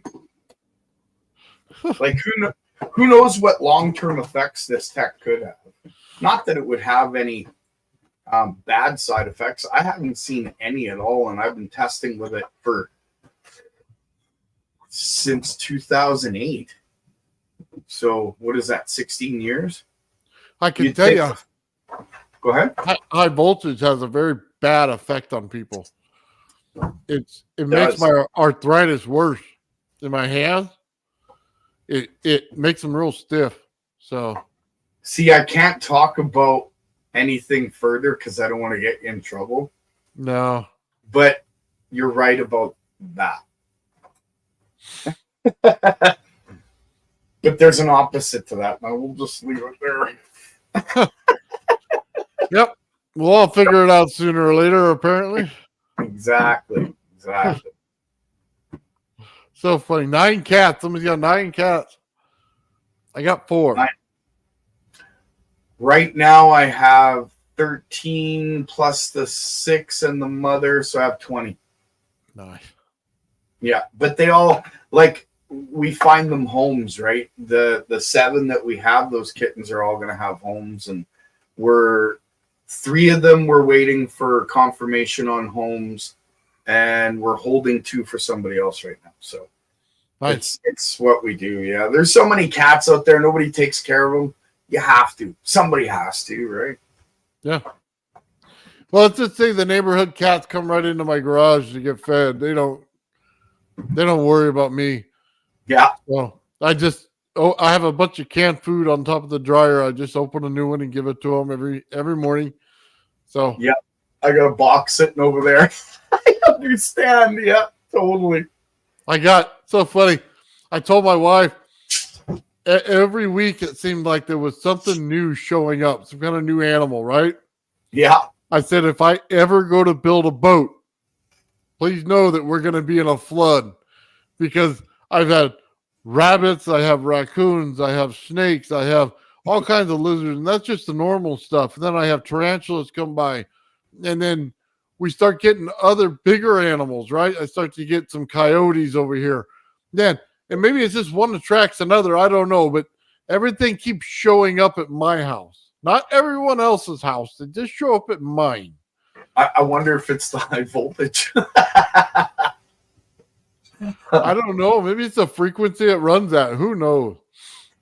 Well, it makes me wonder. There's certain things you can't talk about, otherwise they'll cancel our butt. But when it comes to frequency, it does a lot of strange things. Yeah.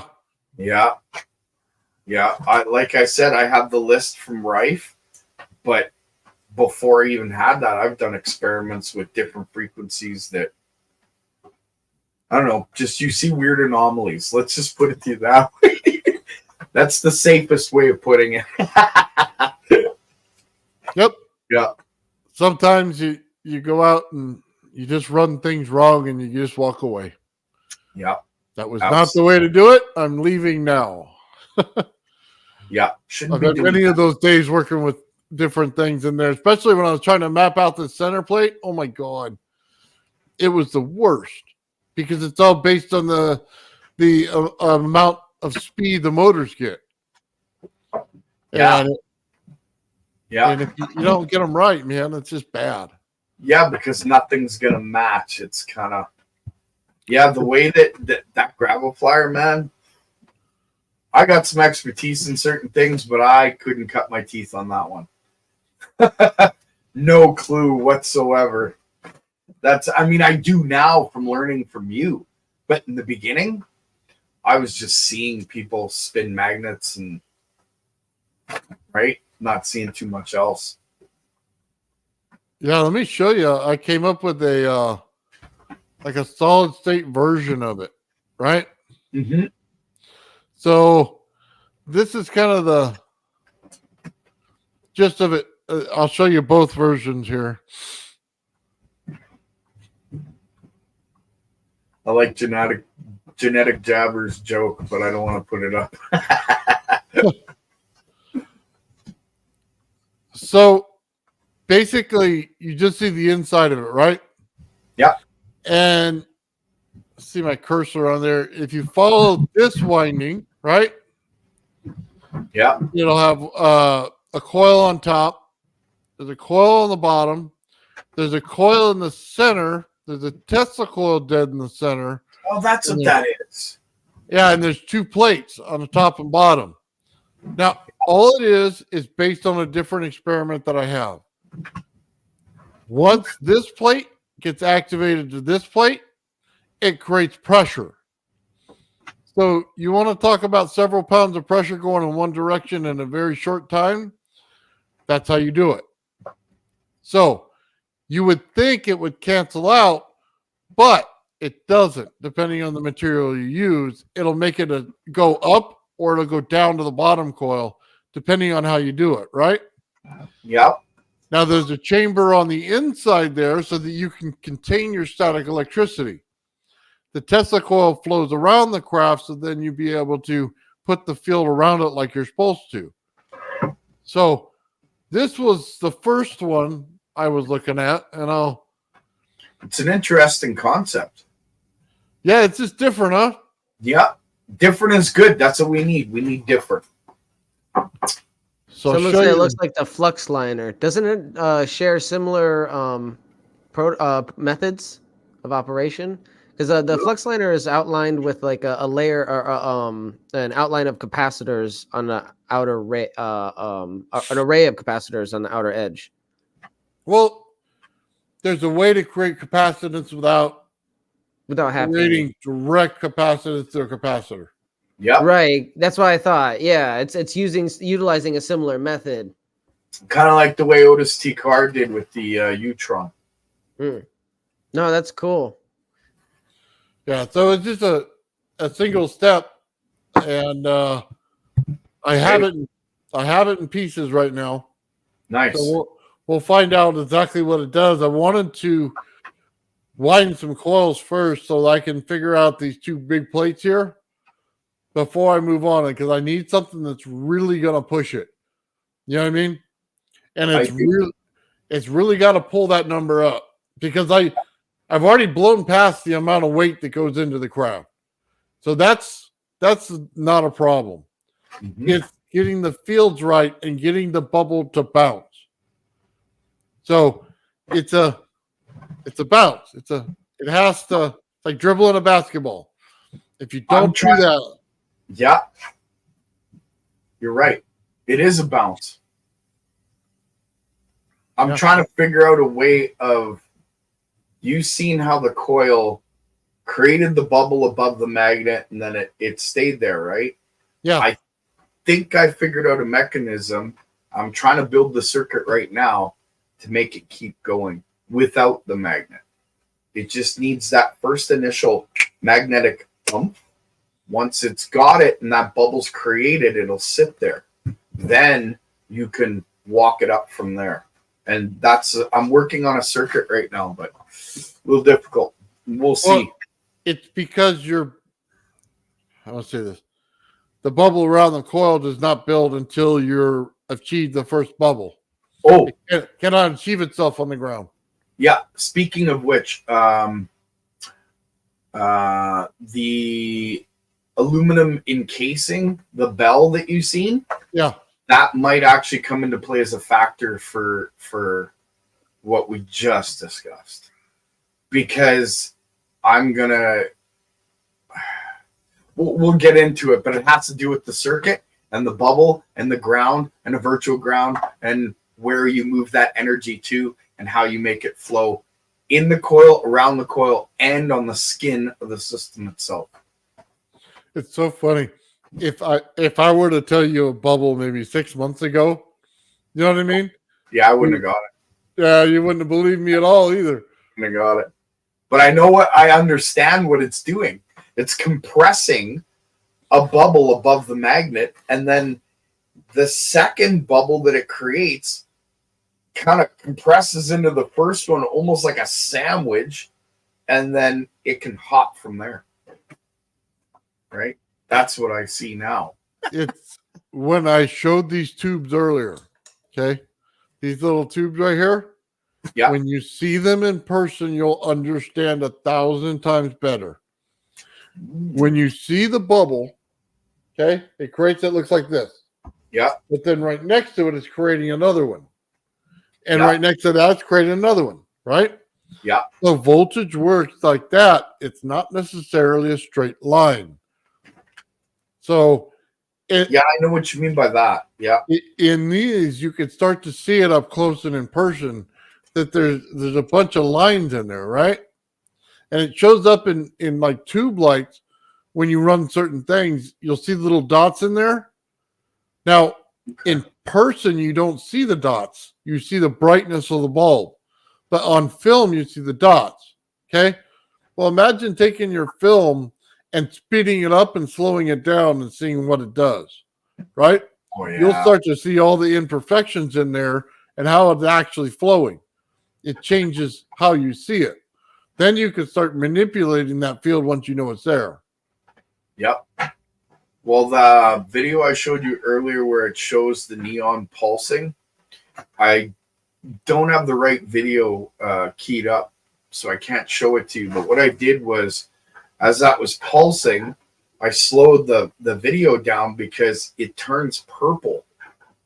And I thought, okay, that's kind of neat. So I slowed it down and I repeated the experiment, and it almost looks like ball lightning inside there. But I can't slow it down enough to see that. You just see the purple and the pink, and it almost looks spherical, and it's gone. So interesting. That's right. Yeah. So, yeah, I'm very excited as to the coming days and what's being built and what's going to be shared. Because although the coil that I showed you to do, the next level is going to be adding 3-dimensional 1/4-inch copper tubing intertwined bifilarly. It's not even a word, but yeah. Gerald, did you see So- the new fireball? Yeah, I did. It's beautiful, by the way. It needs a little straightening, but it's gonna be real nice when I redo this wire. It was a foot too short, so I was like, but sucks. I've got enough wire. I can do it again. Hi, I like- Lulu. Sorry. Hey, Lulu. Lulu. It's Lulu. I love that name. You have the best name, Lulu. Seriously. I love that. But yeah, so this next coil I'm building it has to do with water and gases and heat and coal, and we're getting into some crazy stuff because of what you taught me there. So I'm gonna give you kudos in that one for sure, by far. Oh, man. Well, you should see my conversation sometimes in Merkaba. No doubt. But No doubt. go into all kinds of different stuff, man. So, and everything, it's so funny because it all comes back around the same thing. If you understand frequency, you understand resonance, then it translates right into that next project. So you're building a coil, he's building a device like that, and then Ben's building a coil. Now I'm building a coil. Sean just printed out his first rodent coil, so he's going to be building that, Ben. So, and then Ian's got all kinds of coils. So Ian's hard to keep up with. Are you kidding? I'm just trying to stay level with the guy. Hopefully, Sean will be joining us for our workshop on Sunday. We'll be going over everything from how to wind, twist, and make the coil and configure it, solder the ends and all that good stuff. We're going to walk you through every single process. Well, I hope you have your test down on how they're done, because Sean likes a very particular way to do it. So it's all gonna be well,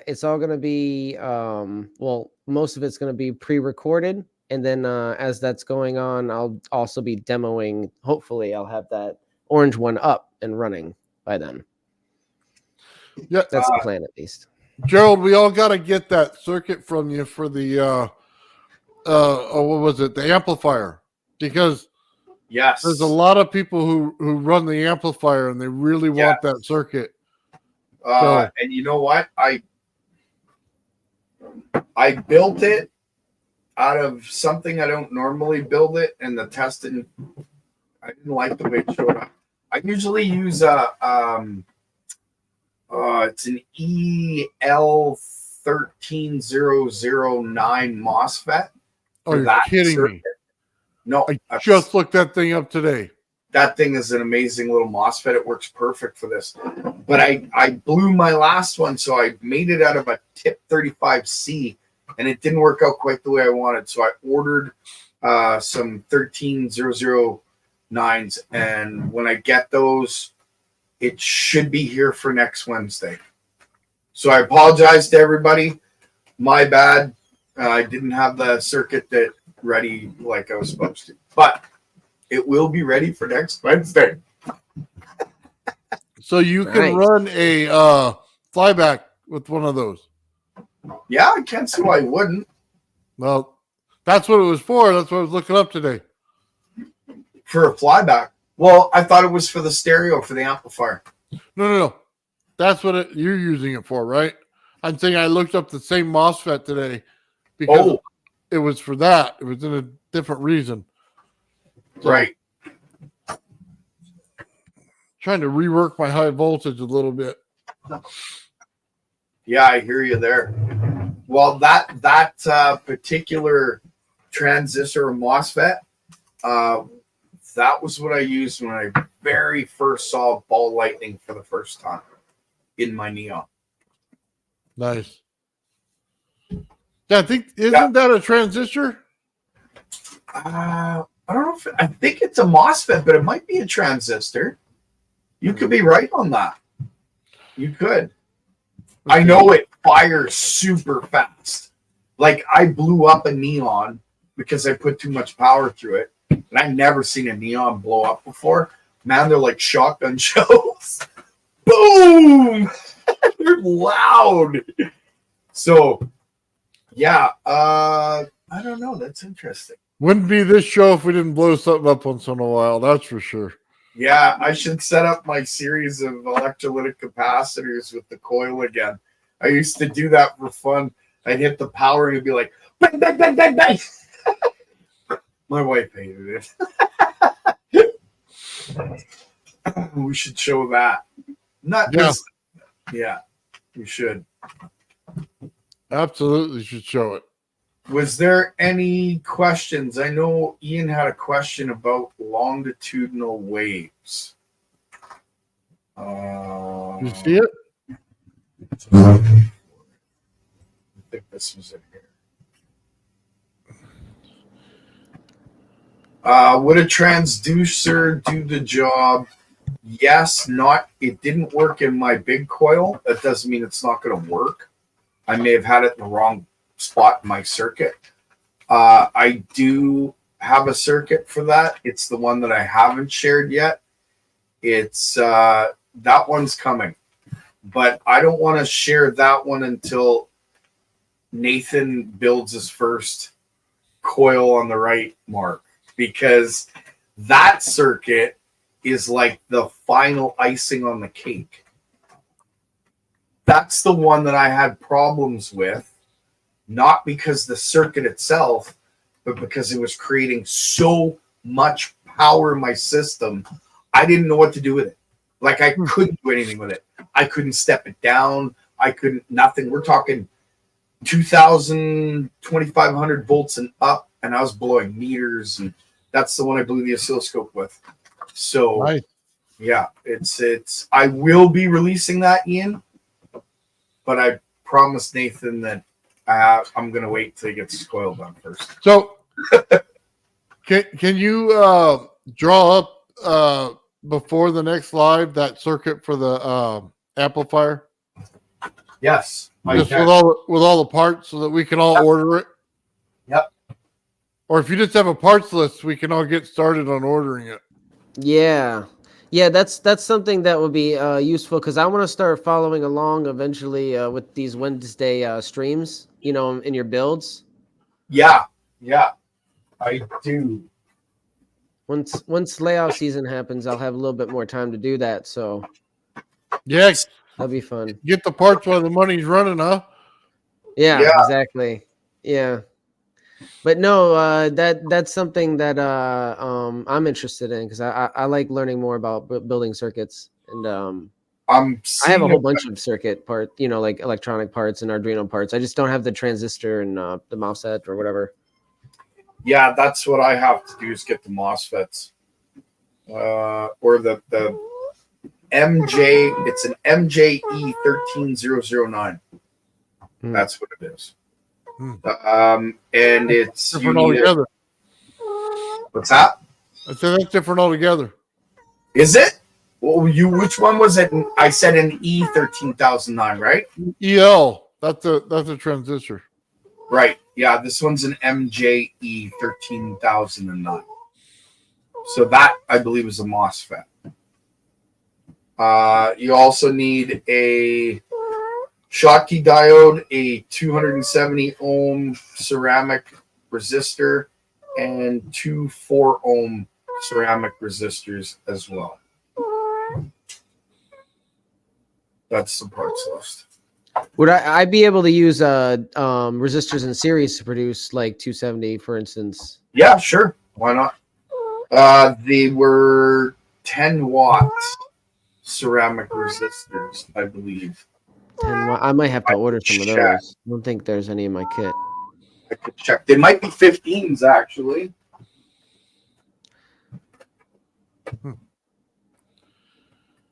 That looks like I'll be over at Amazon later tonight buying parts. Get them sent in and start building. Hey, Ben, do you know how to write code for the Arduino? No, I do not. I mean, I know very, very basic stuff, but not anything for practical use. No. Yeah.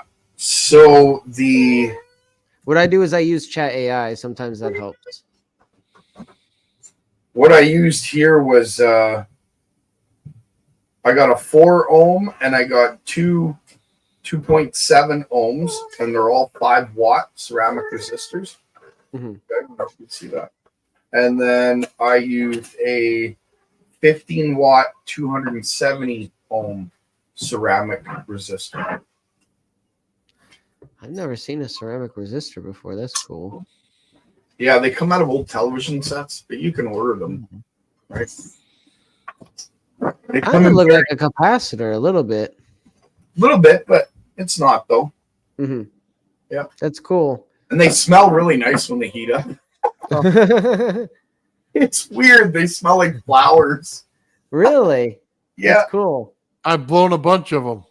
Then you Huh. know. Yeah, they I smell. wonder what's in them to make them smell like When that. you start hooking up your TV as high voltage instead of a TV, you start to fry things on the board. Yeah. I guess it gives a new meaning to flower power. Oh, that's good. Nice. This has been awesome, guys. I'm gonna have to bail out. I got some stuff I got to do before morning. And, Yeah, I Yeah, got work in it's the 3.5 morning. hours. So yeah. I'm sorry about the circuits and coming late. I had car trouble and I couldn't get ready for the show. So, don't string me up. But yeah, next Wednesday I'll have that circuit. We'll do it live. I'll solder it live. nice. Yeah, that way it's a little easier for you to understand. And there was another circuit that I had to show for you guys this Wednesday. It's in my notes. I'll make sure it's shown next Wednesday. So I will be ready for next Wednesday's show. Fully. So sorry, Nathan. Sorry, everybody. It's all right. It's like I told Ben, pre-tape it, and then Yeah. then No, Ben that's a good idea. That was one of the narrate it. best- Yeah, that's one of the best pieces of advice I ever got. Pre-tape it. Because that gives me it gives me the ability to control, like, because I don't know what's gonna happen if I do it live. People could be walking by and somebody could get into a fight. I don't know. Yeah, That's And true. right. So there's unpredictable element that you eliminate, and then also it frees you up to actually interact with the class and answer questions and demo something. I like Let answering questions. let me tell you that live stream we did with the Tesla coils the first time. Mhm. I literally finished that 10 minutes before we went on air. It wasn't working. It wasn't working. Oh, And boy. I said, no, one last shot. I got this. Yeah. Immediately started working. We got 10 or 11-inch sparks. That's awesome. Nice. So It was like that countdown moment where it was like, you see the countdown timer. well, because everything else left your head. Look at the little kittens. Oh, Those are all like from the street. The mom brought them in and they've been here ever since. some gangsta kitties. Yeah. Nice. Sorry, guys. Had to do that. It's all right. Everybody loves kittens, right? Yeah. Yeah. Who doesn't love kitties? Dogs. Yes, they finally they saw the kitties. Yeah, I know. The past couple shows, all they hear is that's what's meowing. Everybody's remarking about the cats. It's so funny. Yes, everybody, it's not a pre-recorded meow track. That is a live meow. Yeah, they're all over my feet and they're running back and forth all the time. Nice. Yeah. Okay, we get that you're there. Thank you for announcing. All right, guys. Thank you very much for joining us today. On Monday, we have our normal live. So Ben's got a special guest. Go ahead, Ben. So we have Michael Morell coming on for an hour presenting his rodent coil, PoE coil. So that's very exciting. I'm really excited. I have a lot of questions, and he's shown me a couple of pictures and videos, and it's going to be really exciting. Nice. I look forward to that. I'm going to be there on Monday. Well, if I'm invited, I'll be there. Sure, you're invited. Yeah. Always there on Monday. I love up in the corner. Your little symbol with the 5 or 6 channels in it. Yeah, it's that's like, neat. Yeah, it's like the stones from X-Men, right? Or not X-Men? Yeah. Or the Infinity Stones. Infinity Stones. Yeah, there you go. I had some time. It was funny because I wanted to see how things go when you change all the different fronts of the videos, right? All the thumbnails. So I changed them all the different ones for everybody. And then I went ahead and I was messing around and building things, and because I'm trying to learn the program in order to get my thumbnails to look better. You know what I mean? Yeah. Because they're kind of eye distracting, and I just wanted to go with little less is more. Absolutely. I like it. I think it's awesome. I think it's cool. Yeah. All right, this cat's going to keep meowing all night, guys. I'm going to have to bail. So you guys have a good night, and we'll see you on Friday. Thank you, everybody. I really appreciate you showing up. Yeah, thanks, Nathan. Thanks, Gerald. Thanks, everyone. Have a good night, guys.